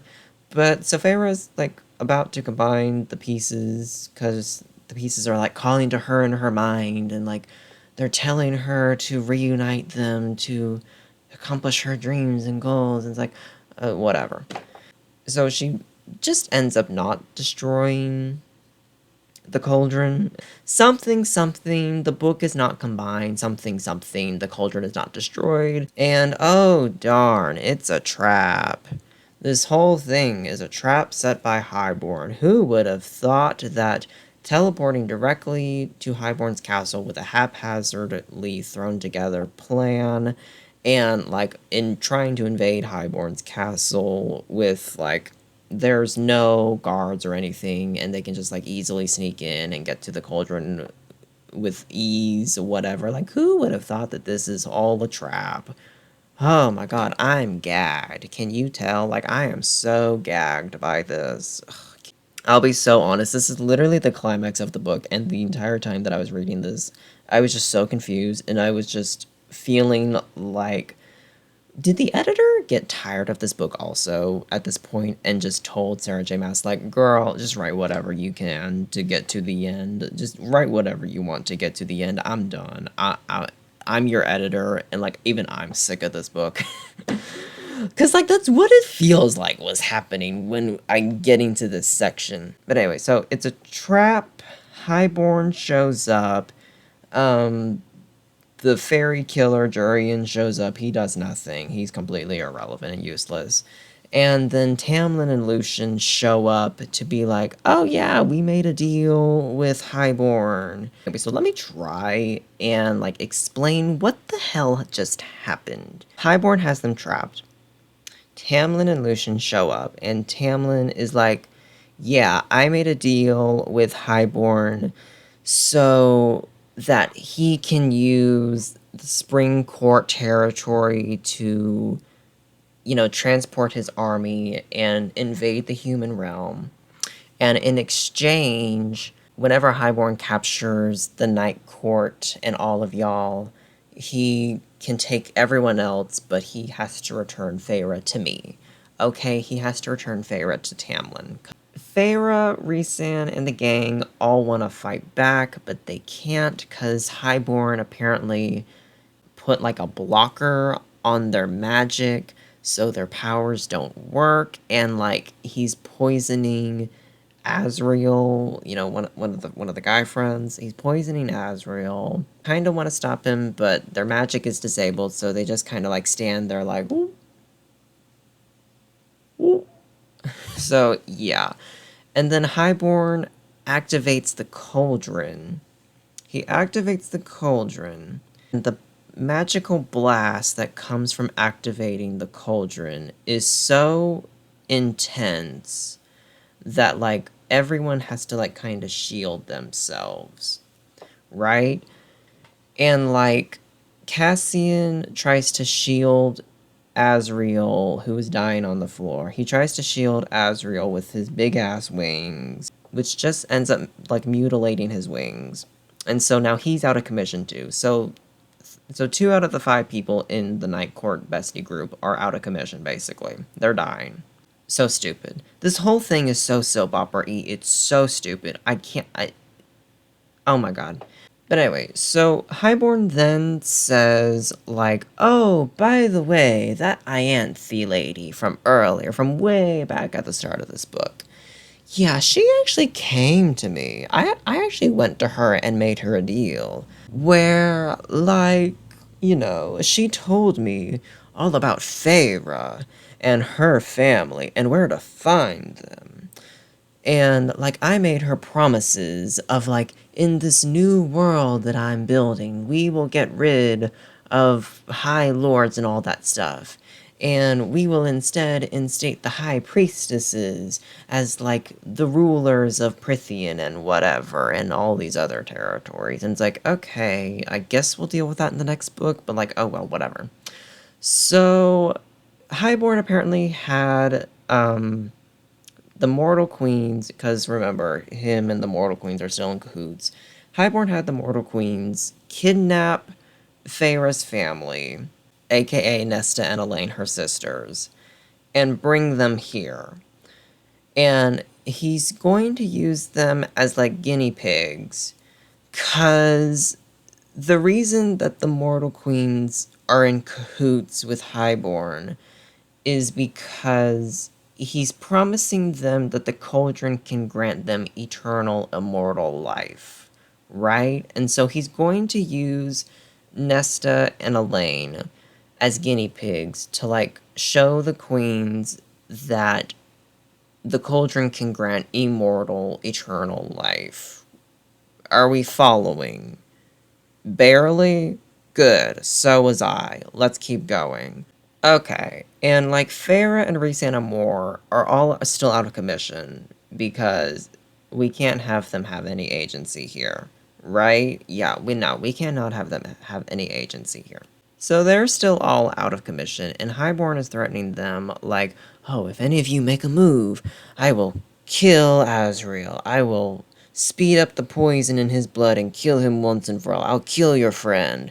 So like, don't make a move. Don't make any sudden moves. And it's like, so Feyre and her friends are just like standing there like T-posing basically. Like that might as well be what they're doing. They're just like T-posing in the background because like they're fucking useless. They ain't doing shit. They're just watching all this go on. So Apparently, Tamlin is not cool with Feyre's family getting thrown in the cauldron as like test subjects. And he's like, bro, this was not part of our arrangement. This is not part of our deal. And Highborn is like, I am altering the deal. Pray I don't alter it any further. And when Tamlin and then Lucian try to intervene and stop Highborn, Highborn is like, bitch, shut the fuck up. And like sends out magical barriers and wards and shit to put a damper on their magic and like freeze them and whatever and all that kind of stuff. So now it's time for Feyre's sisters to drown. Okay, so Elaine gets thrown in the cauldron. It's apparently like a few supposedly tense seconds when like it's like, oh, is she gonna survive? Is she gonna not survive? Did she drown? Is she granted eternal life? Oh my god. Ah! And now I'm just gonna say this. Highborn said that the cauldron will grant eternal, immortal life to those who have a very strong will, and I'm calling bullshit on that. I'm calling absolute bullshit on that, because Elaine is granted immortal life. She's transformed into a fae, and like, y'all, I know Elaine, of all people, does not have a strong will. I know Elaine, of all people, does not have a strong will. You're telling me the like 20-something, 21, 22, 23-year-old who needs to be constantly babysat by her older sister because she is just like cowering in a corner all the time. You're telling me she has a strong will? Really? The cauldron deemed Elaine has a strong will? Be so serious. No, no. Bullshit. Bullshit. Please, please, be so serious. That's not where the clownery ends. Okay, so when Elaine emerges from the cauldron as a high fae now, just like Feyre, Lucian goes to like help her and give her his coat so she can dry off, basically. And it's so soap opera-y. Apparently, Elaine and Lucian are soulbound soulmates also. Yeah. Yeah. Okay. Okay. Whatever. Okay. That just came out of nowhere. Have they even met before this time? Have they even met before this time? But okay, sure, they're soulmates. Whatever. Fine. Next, it's Nesta's turn to get thrown in the cauldron and drown, okay? So Nesta goes into the cauldron kicking and screaming, and like makes a death threat against Highborn, like, I will see you in hell, bitch. I will see you in hell. Like, trust me, the moment that I get out of here and I'm turned into High Fae, I'm coming for your ass. Like, okay, go off, queen, love that for you. And I'm guessing this will be expanded on in the next book, but when she emerges from the cauldron, Feyre makes a note of like, oh, I can just tell that something's different about Nesta. It goes beyond just that she has turned into High Fae. There is something different. She's more powerful. She's more unique. There is something about her that is just glowing, more glowing than glowing, okay? Like, she's beyond glowing, okay? Like, there's something about her. It's like, okay, cool, cool? What do you want me to say? Okay, whatever. But, like, this whole thing is so weird to me because Feyre is acting in her internal monologue like her sister's being granted immortality is like the worst thing ever. And everyone around her is acting like this is like the worst thing that could ever possibly happen. Her sister's being able to live forever. Oh my god, it's a crime against humanity. It's sick. It's disgusting. It's twisted. It's... why? Why? Why is it so bad? Why? Why is that such a terrible thing? My only guess is that because, like, Nesta and Elaine didn't consent to being thrown in the cauldron and being turned into High Fae and being granted immortality, I'm guessing because they didn't consent to all that, that's why it's such a bad thing. But, like, that's never made clear in the book. Like, that's never confirmed or denied in the book. It's really just They go into the cauldron, and then they come out as a mortal high fae, and Feyre and her group of people are like, no! No! Oh my god, this is so horrible! Oh my god, I feel... Shut up! I feel so bad for them! Oh my god! It's like, okay, what? Who knows? Who cares? Whatever. We're still not done, by the way. We're still not done. We're still climaxing. Okay, so then things go even more full batshit crazy.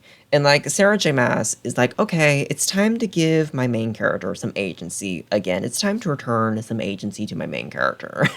So Feyre like crumbles onto the floor and like reaches deep within herself to like connect with her magic even more on a deeper spiritual level than she's ever had before.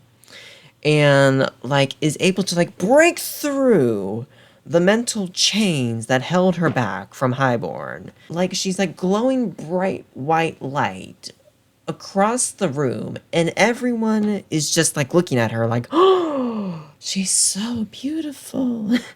Like everyone is just like gagged and stunned and like just looking at her in awe. And Feyre, meanwhile, looking like this, presumably, this is what I picture her as bright light is like emanating from her.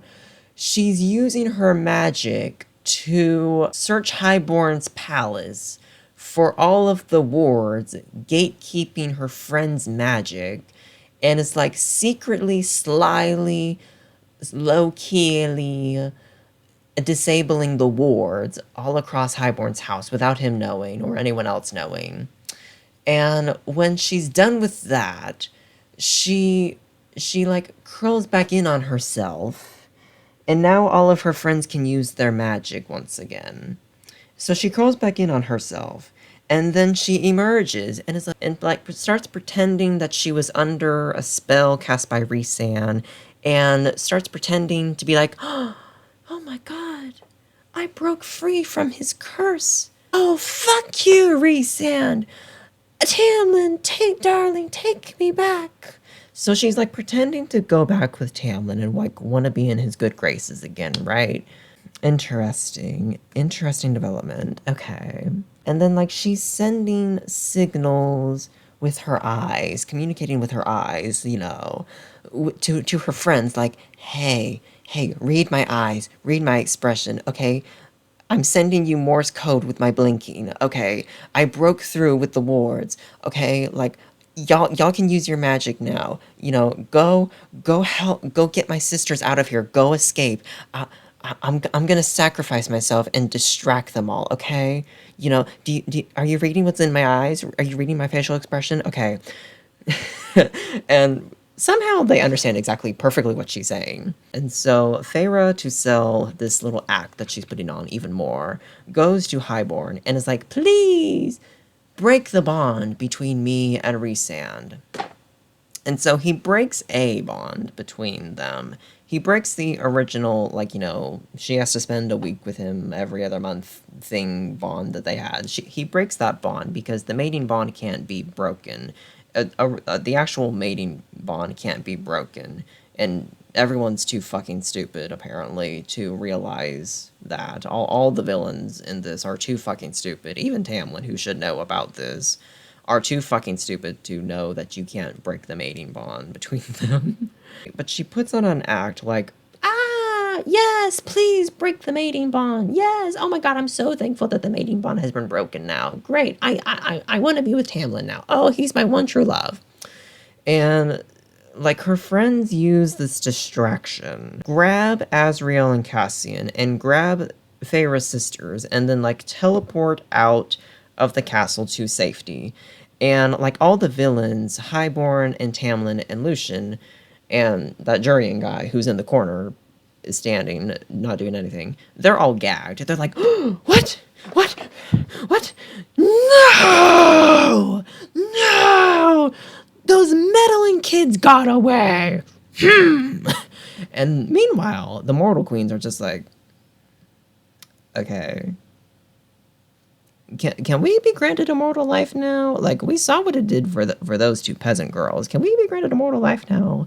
And Highborn's just like, yeah, whatever. Go in the cauldron, fine. Go get your immortal life. And so they all run into the cauldron one by one, but we don't get to see them become high fae, even though that was a big thing in this whole thing, because like Tamlin is just like, oh my god, babe. You forgive me? You want to be with me again? Oh my god, babe. Oh my god. Oh my god, she wants to be with me again. This is amazing. Oh my god. Oh my god. I'm so happy. I think I'm going to cry. Oh my god, babe. and so Tamlin, Lucian, and Feyre all go back to the Spring Court, right? And now the second to last chapter, so chapter 68, actually takes place from Rhysand's point of view, when him and Moore and Cassian and Azriel get back to the house that they were at, in Valaris. And Amren, by the way, didn't go with them. So she asks, like, oh, what happened? Now, a normal writer, when one character asks, oh, what happened to y'all, like, catch me up, a normal writer would only have to say, like, oh, I explained the situation to them. But no, this whole thing is so convoluted and crazy and so confusing that, like, we literally had to have Moore explain beat for beat to Amren what the fuck just happened. What the hell just happened during the climax of this book? Because it's so convoluted that we literally just had to have Moore summarize the events that just took place. Yeah. And that's basically the point of this chapter.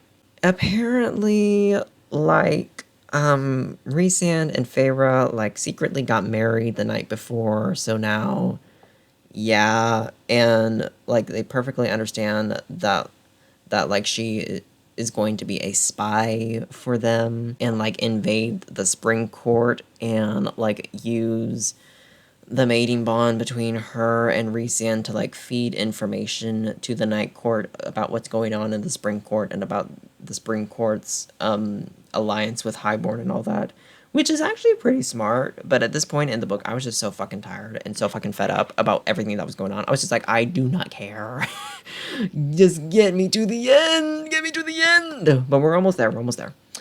So cut back to Feyre and Tamlin and Lucian, and they are back at the Spring Court, and Tamlin is still like, oh my god, babe, I'm so happy that you're here. Oh my god, I missed you so much. I'm so sorry about everything that happened before. Oh my god, I won't do it again, I promise. Like, babe, oh my god, I'm so happy that you're here. Oh my god.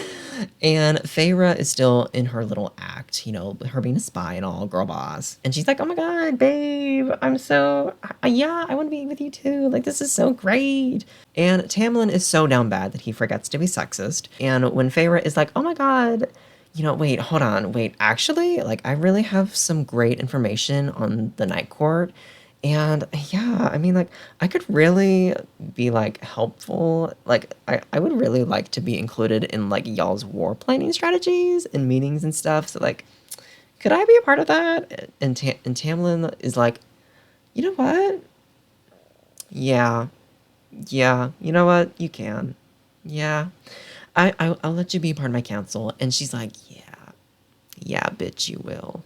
Yeah, bitch, you will, because I'm such a master spy. I'm such a master spy. You don't even know. You don't even know, boy, what you just let walk into your house. You just let the fox come inside your house. It's like, I'm gonna own you. I'm gonna destroy you from the inside out, boy. You don't even know what's coming. Yeah, cause I'm Feyre. Yeah. And, like, Lucian, like, totally sees through her bullshit and is, like, thinking to himself, like, girl, I know you, no. Like, I know your ass is up to something. I know you are not actually falling in love again.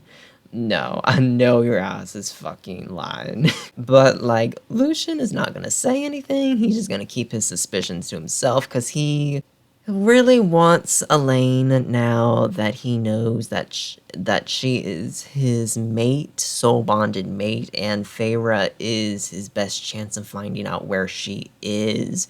So he's gonna keep quiet because he doesn't want to fuck things up and possibly lose the only link to where Feyre is.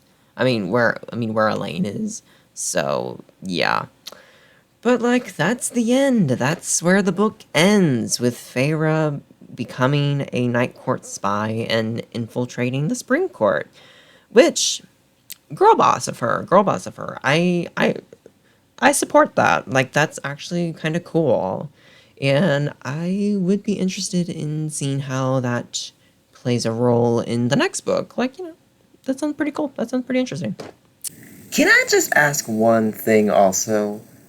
Why the hell would Tamlin ever join up with Highborn? What? That doesn't really make much sense. I mean, I can see the Mortal Queens joining up with Highborn because they were promised, like, oh, you're going to be granted eternal life and blah, blah, blah, blah, and, they're selfish as hell and everything else. But Tamlin joining up with Highborn, that doesn't really make much sense. He knows firsthand how dangerous Highborn was. He lived through the era of Amarantha and her reign of terror. He lived through that, and she was just like a minion of Highborn. That's it. So I guess I'm just like confused, like why would he ever join up with Highborn? Especially since all he's getting out of the contract that he signed with Highborn was, getting back Feyre if/when the Night Court is ever captured. But it's like, really? That's it? And it's also just like, I feel like it goes against his character.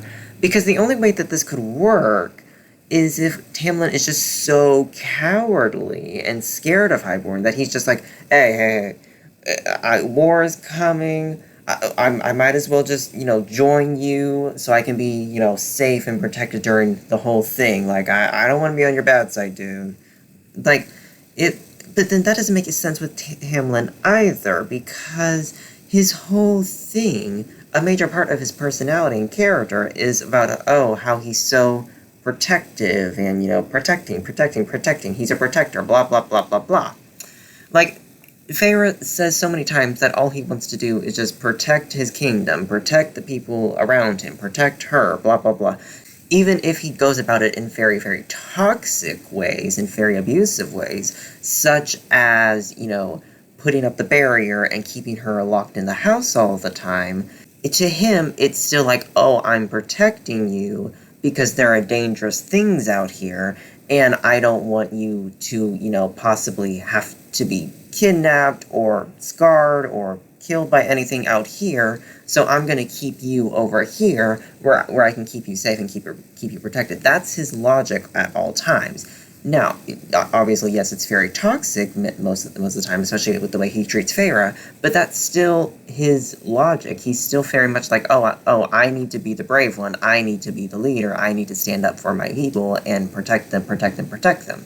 So it's like, why would you ever bow down and cowardly sign an agreement with Highborn instead of like taking up arms against Highborn and being like, no, I'm not gonna let what happened during Amarantha's time happen again to my people. But that like 1,000 times worse, I'm gonna stand up and fight your ass, even if I have to join up with like other people in other courts that I don't really like. I'm gonna take a stand and fight against Highborn because I don't want him affecting my people. I don't know. The whole thing's just messy. It doesn't really make any sense to me, but whatever. Okay, now let's get into my overall thoughts about this book. First of all, this book did not need to be like 23 hours long, 600 pages long. It is so long. This book did not need to be so long. Okay? Someone did not tell Sarah J. Maas that you don't have to put every piece of lore, every single piece of information that you ever think about for this book. Not every little idea and, little backstory and piece of lore and everything needs to go inside the book. There are things that you can just, like, keep to yourself to help you write the book, Like, someone did not tell Sarah J. Maas that, okay? Like, you could literally cut this book in half and it would still work. It would probably work even better if we're being honest. Like, did we need 500,000 sex scenes? Did we need a billion, like, party hangout scenes with the friends just so they could, like, talk to each other and lore jump more of their backstory to each other? Did we really need all that? Did we need to travel to, like, 7 to 10 different places when we really didn't really need to? Like, did we? Really? I can just tell that Sarah J. Maas is an overwriter. So, like, this book is already like 600 pages long. I don't have the physical copy, obviously. I read this on audiobook, but it's already like 23 hours long. So I would hate to know what the first draft was, because girl, I bet the first draft was like 2,000 pages long. Like, be so serious, Sarah. Oh my god. Hire an editor. Hire an editor that actually tells you, like, hey, cut it out. Cut some of this shit out. Okay, girl, you are killing a forest by printing one book. This series could be like one of the leading causes of deforestation. It's so fucking long, these books are. Oh my god. Cut it out. Just edit, please.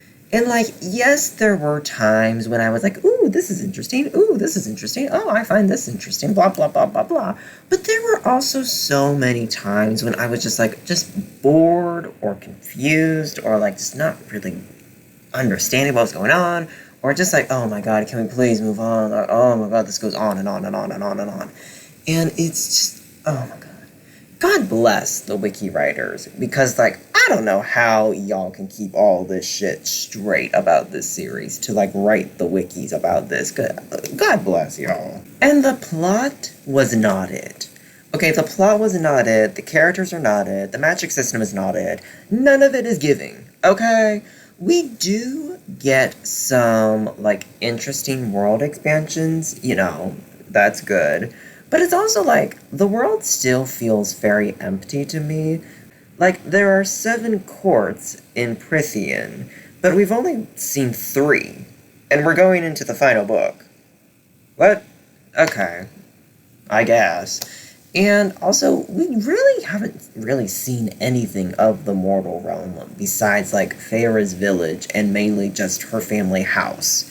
And it's like, what is going on with the mortal realm? I'm kind of curious, like, what's going on there. Because they need at least 4 to 6 queens to just, like, govern the land just surrounding Prithian. Like, that's how much land and world we have not explored yet. It's like, can we explore a little bit more about that world besides Feyre's bum-ass village? Can we explore a little bit more of Prithian besides the Spring Court and the Night Court? Can we, if we're going to travel here, there, and yonder, can we at least travel with some substance? Please? We'll get back to the plot and characters in just a moment, but can we just talk about the magic system real quick? It seems so convenient, at least during the climax. 'Cause, like, what do you mean this highborn guy can just, like, snap his fingers and now look around, everybody's magic on mute?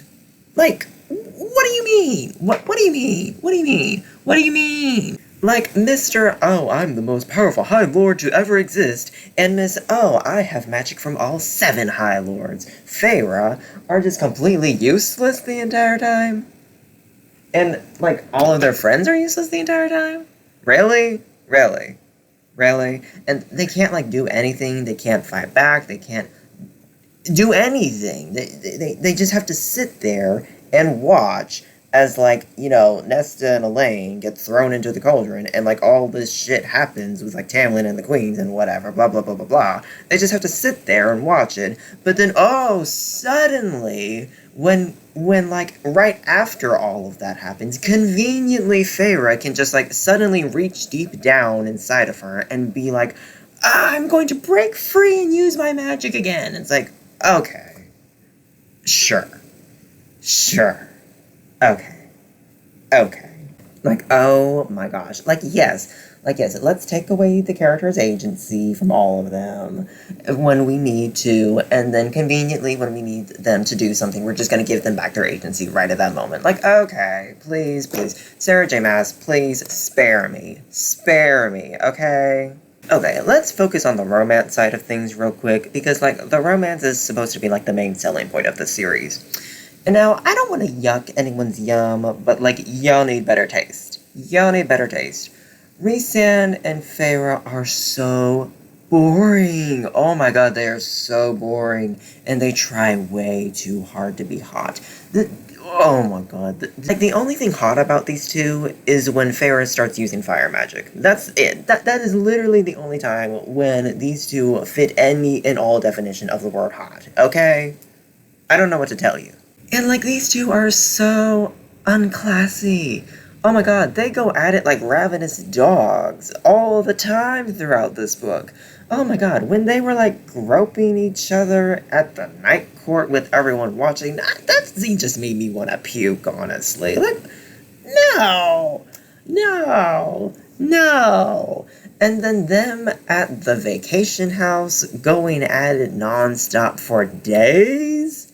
Days. Literal days. Where is the class? Like, where's the class? Oh my god. The romance is supposed to be, like, the main selling point of the series, but all the romance is just sex. All the time, 24/7.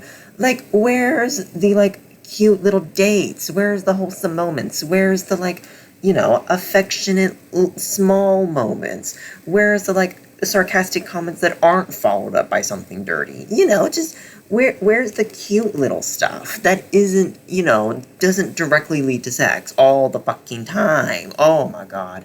You know what? I'm really just wondering how at the vacation house, when they were going at it for days and days and days on end, non-fucking stop, I'm just wondering how during that time Reese's balls didn't, like, shrivel up into, like, raisins.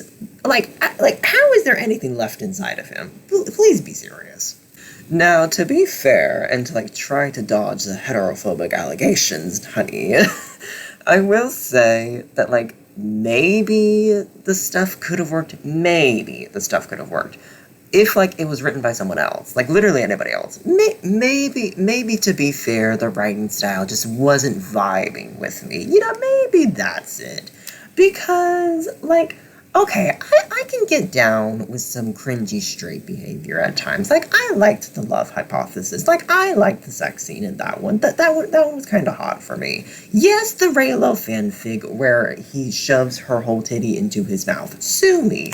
But, like, I can get down with, like, cringy hetero romance at times. But, like, this cringy hetero romance? No. No, absolutely not.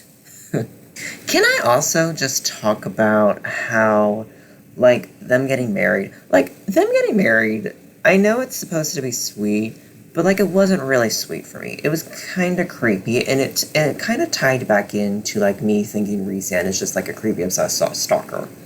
Because earlier in the book, they did talk about, oh, we should get married, blah, blah, blah. Do you want to get married? Blah, blah, blah. We can, like, tie the knot, all this kind of stuff. And he was wanting to do it. It was his idea to get married. But then Feyre, at the time, was like, you know what? I don't really want to do that. I want to wait. I kind of want to flesh this relationship out a bit more. I kind of just, like, want to wait until, like, the war between, against Highborn is over. Yeah, let's wait. Let's put a pause on that. But then, shortly thereafter, he convinces her to get married. He convinces her to do it in, like, a private ceremony. And it's like, okay, she already said no before, but you still pushed the issue and, like, convinced her to do it anyway. Creepy. To me, that's creepy. I'm sorry. Sue me. To me, that's creepy. It is. To me, that's creepy. Like, she already told you no. She said she wanted to wait, but then you still pushed the issue and like, had her tie the knot anyway. That's creepy to me. It is. Anyway, I've harped on their stinky asses for far too long now, so let's talk about, like, the broader plot. Okay, let's talk about that. To me, we go to, like, 7 different places or something. I don't know. I wasn't keeping count, but it felt like so many places. But, like, we go to so many places, and it just felt like we didn't really need to go to most of them. Like, when we're going to all these different places, it really felt like we could have just like written a letter to accomplish the same thing. Yeah, we advanced the plot a little bit, but like we don't really advance it enough to justify appending everything and going traveling somewhere, in my opinion. Like, did we really need to meet with the Mortal Queens twice just for them to betray us in the end? Did we really need to do that? Did we need to go and like go to a summer court party and try to be like, fancy and friends and try to like form an alliance of sorts with the summer court just to end up stealing from them and making them pissed off at us at the end? Like, did we really need to do all that friendly friends stuff with the summer court just to like steal them and make them mad in the end anyway? Like, it's just like stuff like that where it's like this could have been a letter. We could have like cut stuff out and gotten straight to the point and just done what we needed to do in the first place. I'm sorry. But, and also, like, there were, like, so many things that just felt like they were thrown in for the sake of being thrown in. Okay, let's talk about that. So, like, the Adder, like, or the all-knowing entity or whatever it was. I don't fucking know, but the Adder. Constantly mentioned, constantly brought up to be like, oh, this evil villain that we're supposed to care about, that Feyre hates so much. Like, it doesn't do anything. Who cares? It literally does nothing. And so, like, what was the point of that? The Summer Court making death threats against the Night Court people with, like, the Blood Ruby stuff or whatever. What was the point of that? The Summer Court's never seen again. Nobody cares. The Book of Breathing itself. Like, we made such a big deal about the Book of Breathing. We made such a big deal about the Book of Breathing. And it really didn't do shit. Okay, like, we spend so long trying to get it. And then when we finally have it, Amryn is like, oh, by the way, Bessie, don't combine the pieces. Don't combine the book and make it one. Like, that's a really bad idea. It could, like, cause you to the road or something. So, oh, okay. That would have been great to know before, I guess. And then, like, when Feyre is, like, combining them, because she's an idiot, when she's about to combine them, and, like, is stopped or whatever, nothing really happens. And then the book is just, like, non-existent anymore. Like, it's not a thing anymore after that. It's like, oh, what was the point of it then? It doesn't do shit. There's nothing in this book. Oh, what? What was the point of it? What was the point of Ianthe and, introducing the concept of, like, the 12 high priestesses? Because Ianthe is barely in this thing. She's not really worth a damn thing in this book. And the other, like, 11 high priestesses, they're never seen or heard from. Nobody gives a shit about them. And, like, religion as a whole does not really play a role in this series. Yes, it's mentioned a little bit in the first book and a little bit in the second book, but overall, religion is not really a thing. It's not really a big thing in this book, in this world, in this series. So, like, what was the point of introducing Ianthe and her 11 high priestess ladies? What was the point of that? They did nothing. It just felt unnecessary. And what was the point of, like, having Alice betray Tamlin, help Rhysand and Mor sneak Feyre out of Tamlin's house when that was never brought up again? Because, like, when that happened, I was like, oh, this is going to come back. Something bad is going to happen to Alice. She's going to be made an example out of, or something to punish Feyre, or whatever, for, oh, you abandoned me, or whatever. Oh, this is what happens to people that betray me in my court, blah, blah, blah, blah. Something. But, like, no, that never comes up again. That never comes up again. Maybe it does in the next book. I'm gonna let me preface all this by saying maybe all this shit comes up in the next book. Maybe. I haven't read it, but, like, for the sake of this book, it played nothing. None of the shit mattered in this book. It meant nothing. Okay. All right. Let me complain about the characters real quick. So who did I like? Let's get that out of the way first because it's the shortest list. Who did I like in this book? Well, Mor is an icon. Amryn was entertaining, and Nesta's a baddie. My girl Alice didn't really get to do anything. Like, I want more Alice. I'm sorry. I'm probably, like, the only Alice fan in the entire world, but, like, I like Alice. Give her more to do. But like, yeah, those four, the only people in this expansive cast that I liked. Let's move on. Who do I not care for but don't actively hate? Well, Cassian and Azriel. I'm gonna be so honest, I cannot tell the difference between those two. I can't. I literally cannot tell you the difference between those two. One is a shadow singer, whatever the fuck that means. I think it means he has like shadow magic. Like I think that's Azriel or whatever. I don't fucking know. I don't care. I don't care.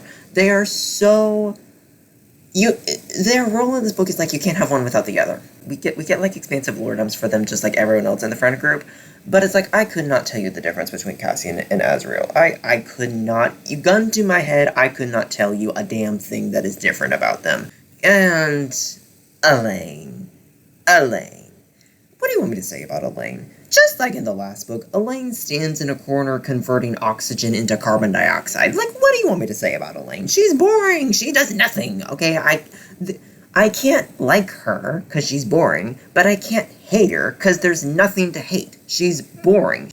There's a point made to like have her be engaged to this like bigoted noble mortal guy and his bigoted family or whatever.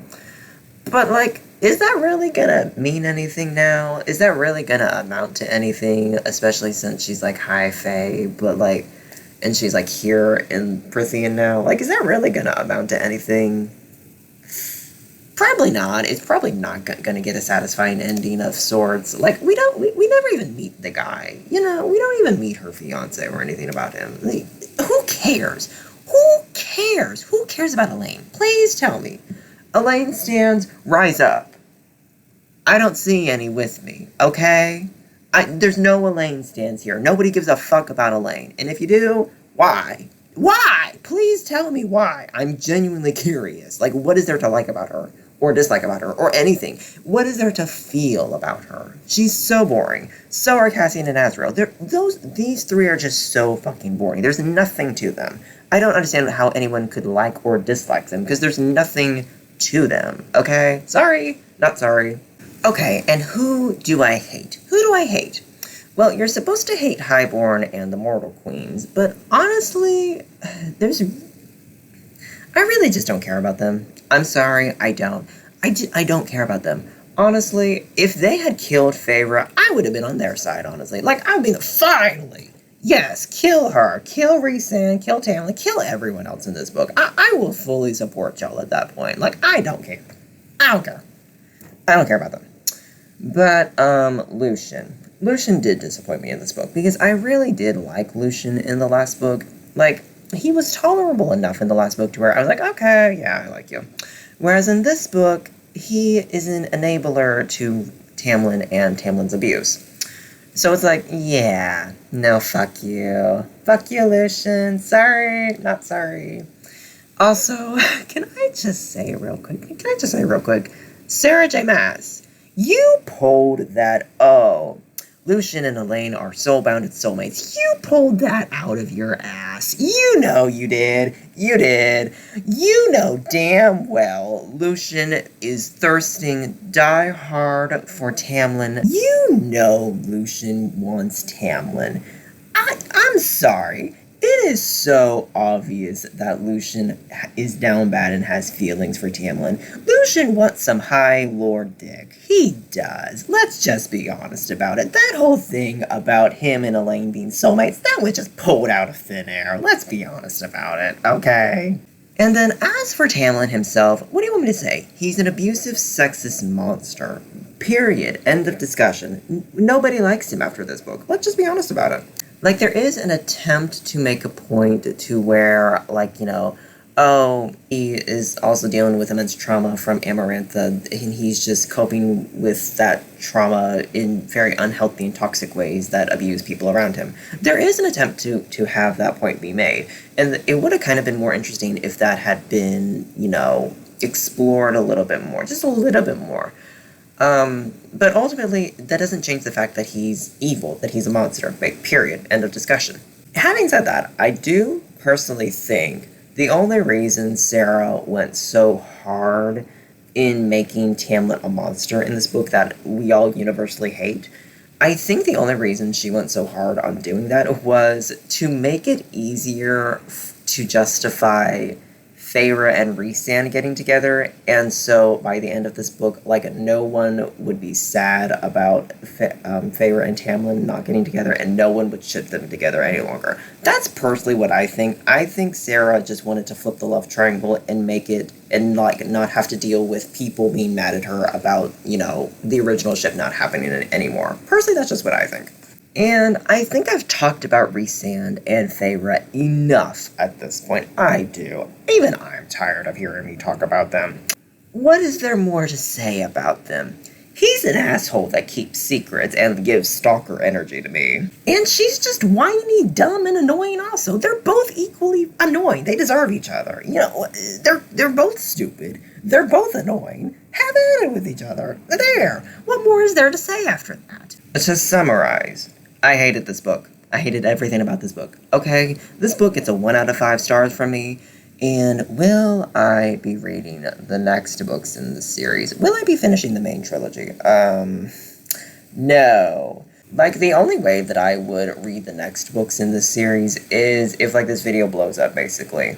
And, like, y'all want me to suffer through the next few books. That's it. But, like, if this video performs normally for my 20 subscriber people, like if this just gets, like, 3 views, like normal, no. I'm not reading the next book. At all. Please, be so serious.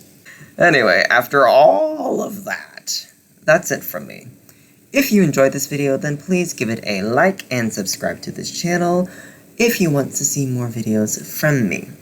I make videos covering books, shows, sometimes movies, and occasionally, once in a blue moon, video games. Let me know in the comments what you thought of this video and what your thoughts on Akamath are. Did you like it? Did you hate it like me? Let me know in the comments. I'll talk to you next time. Bye.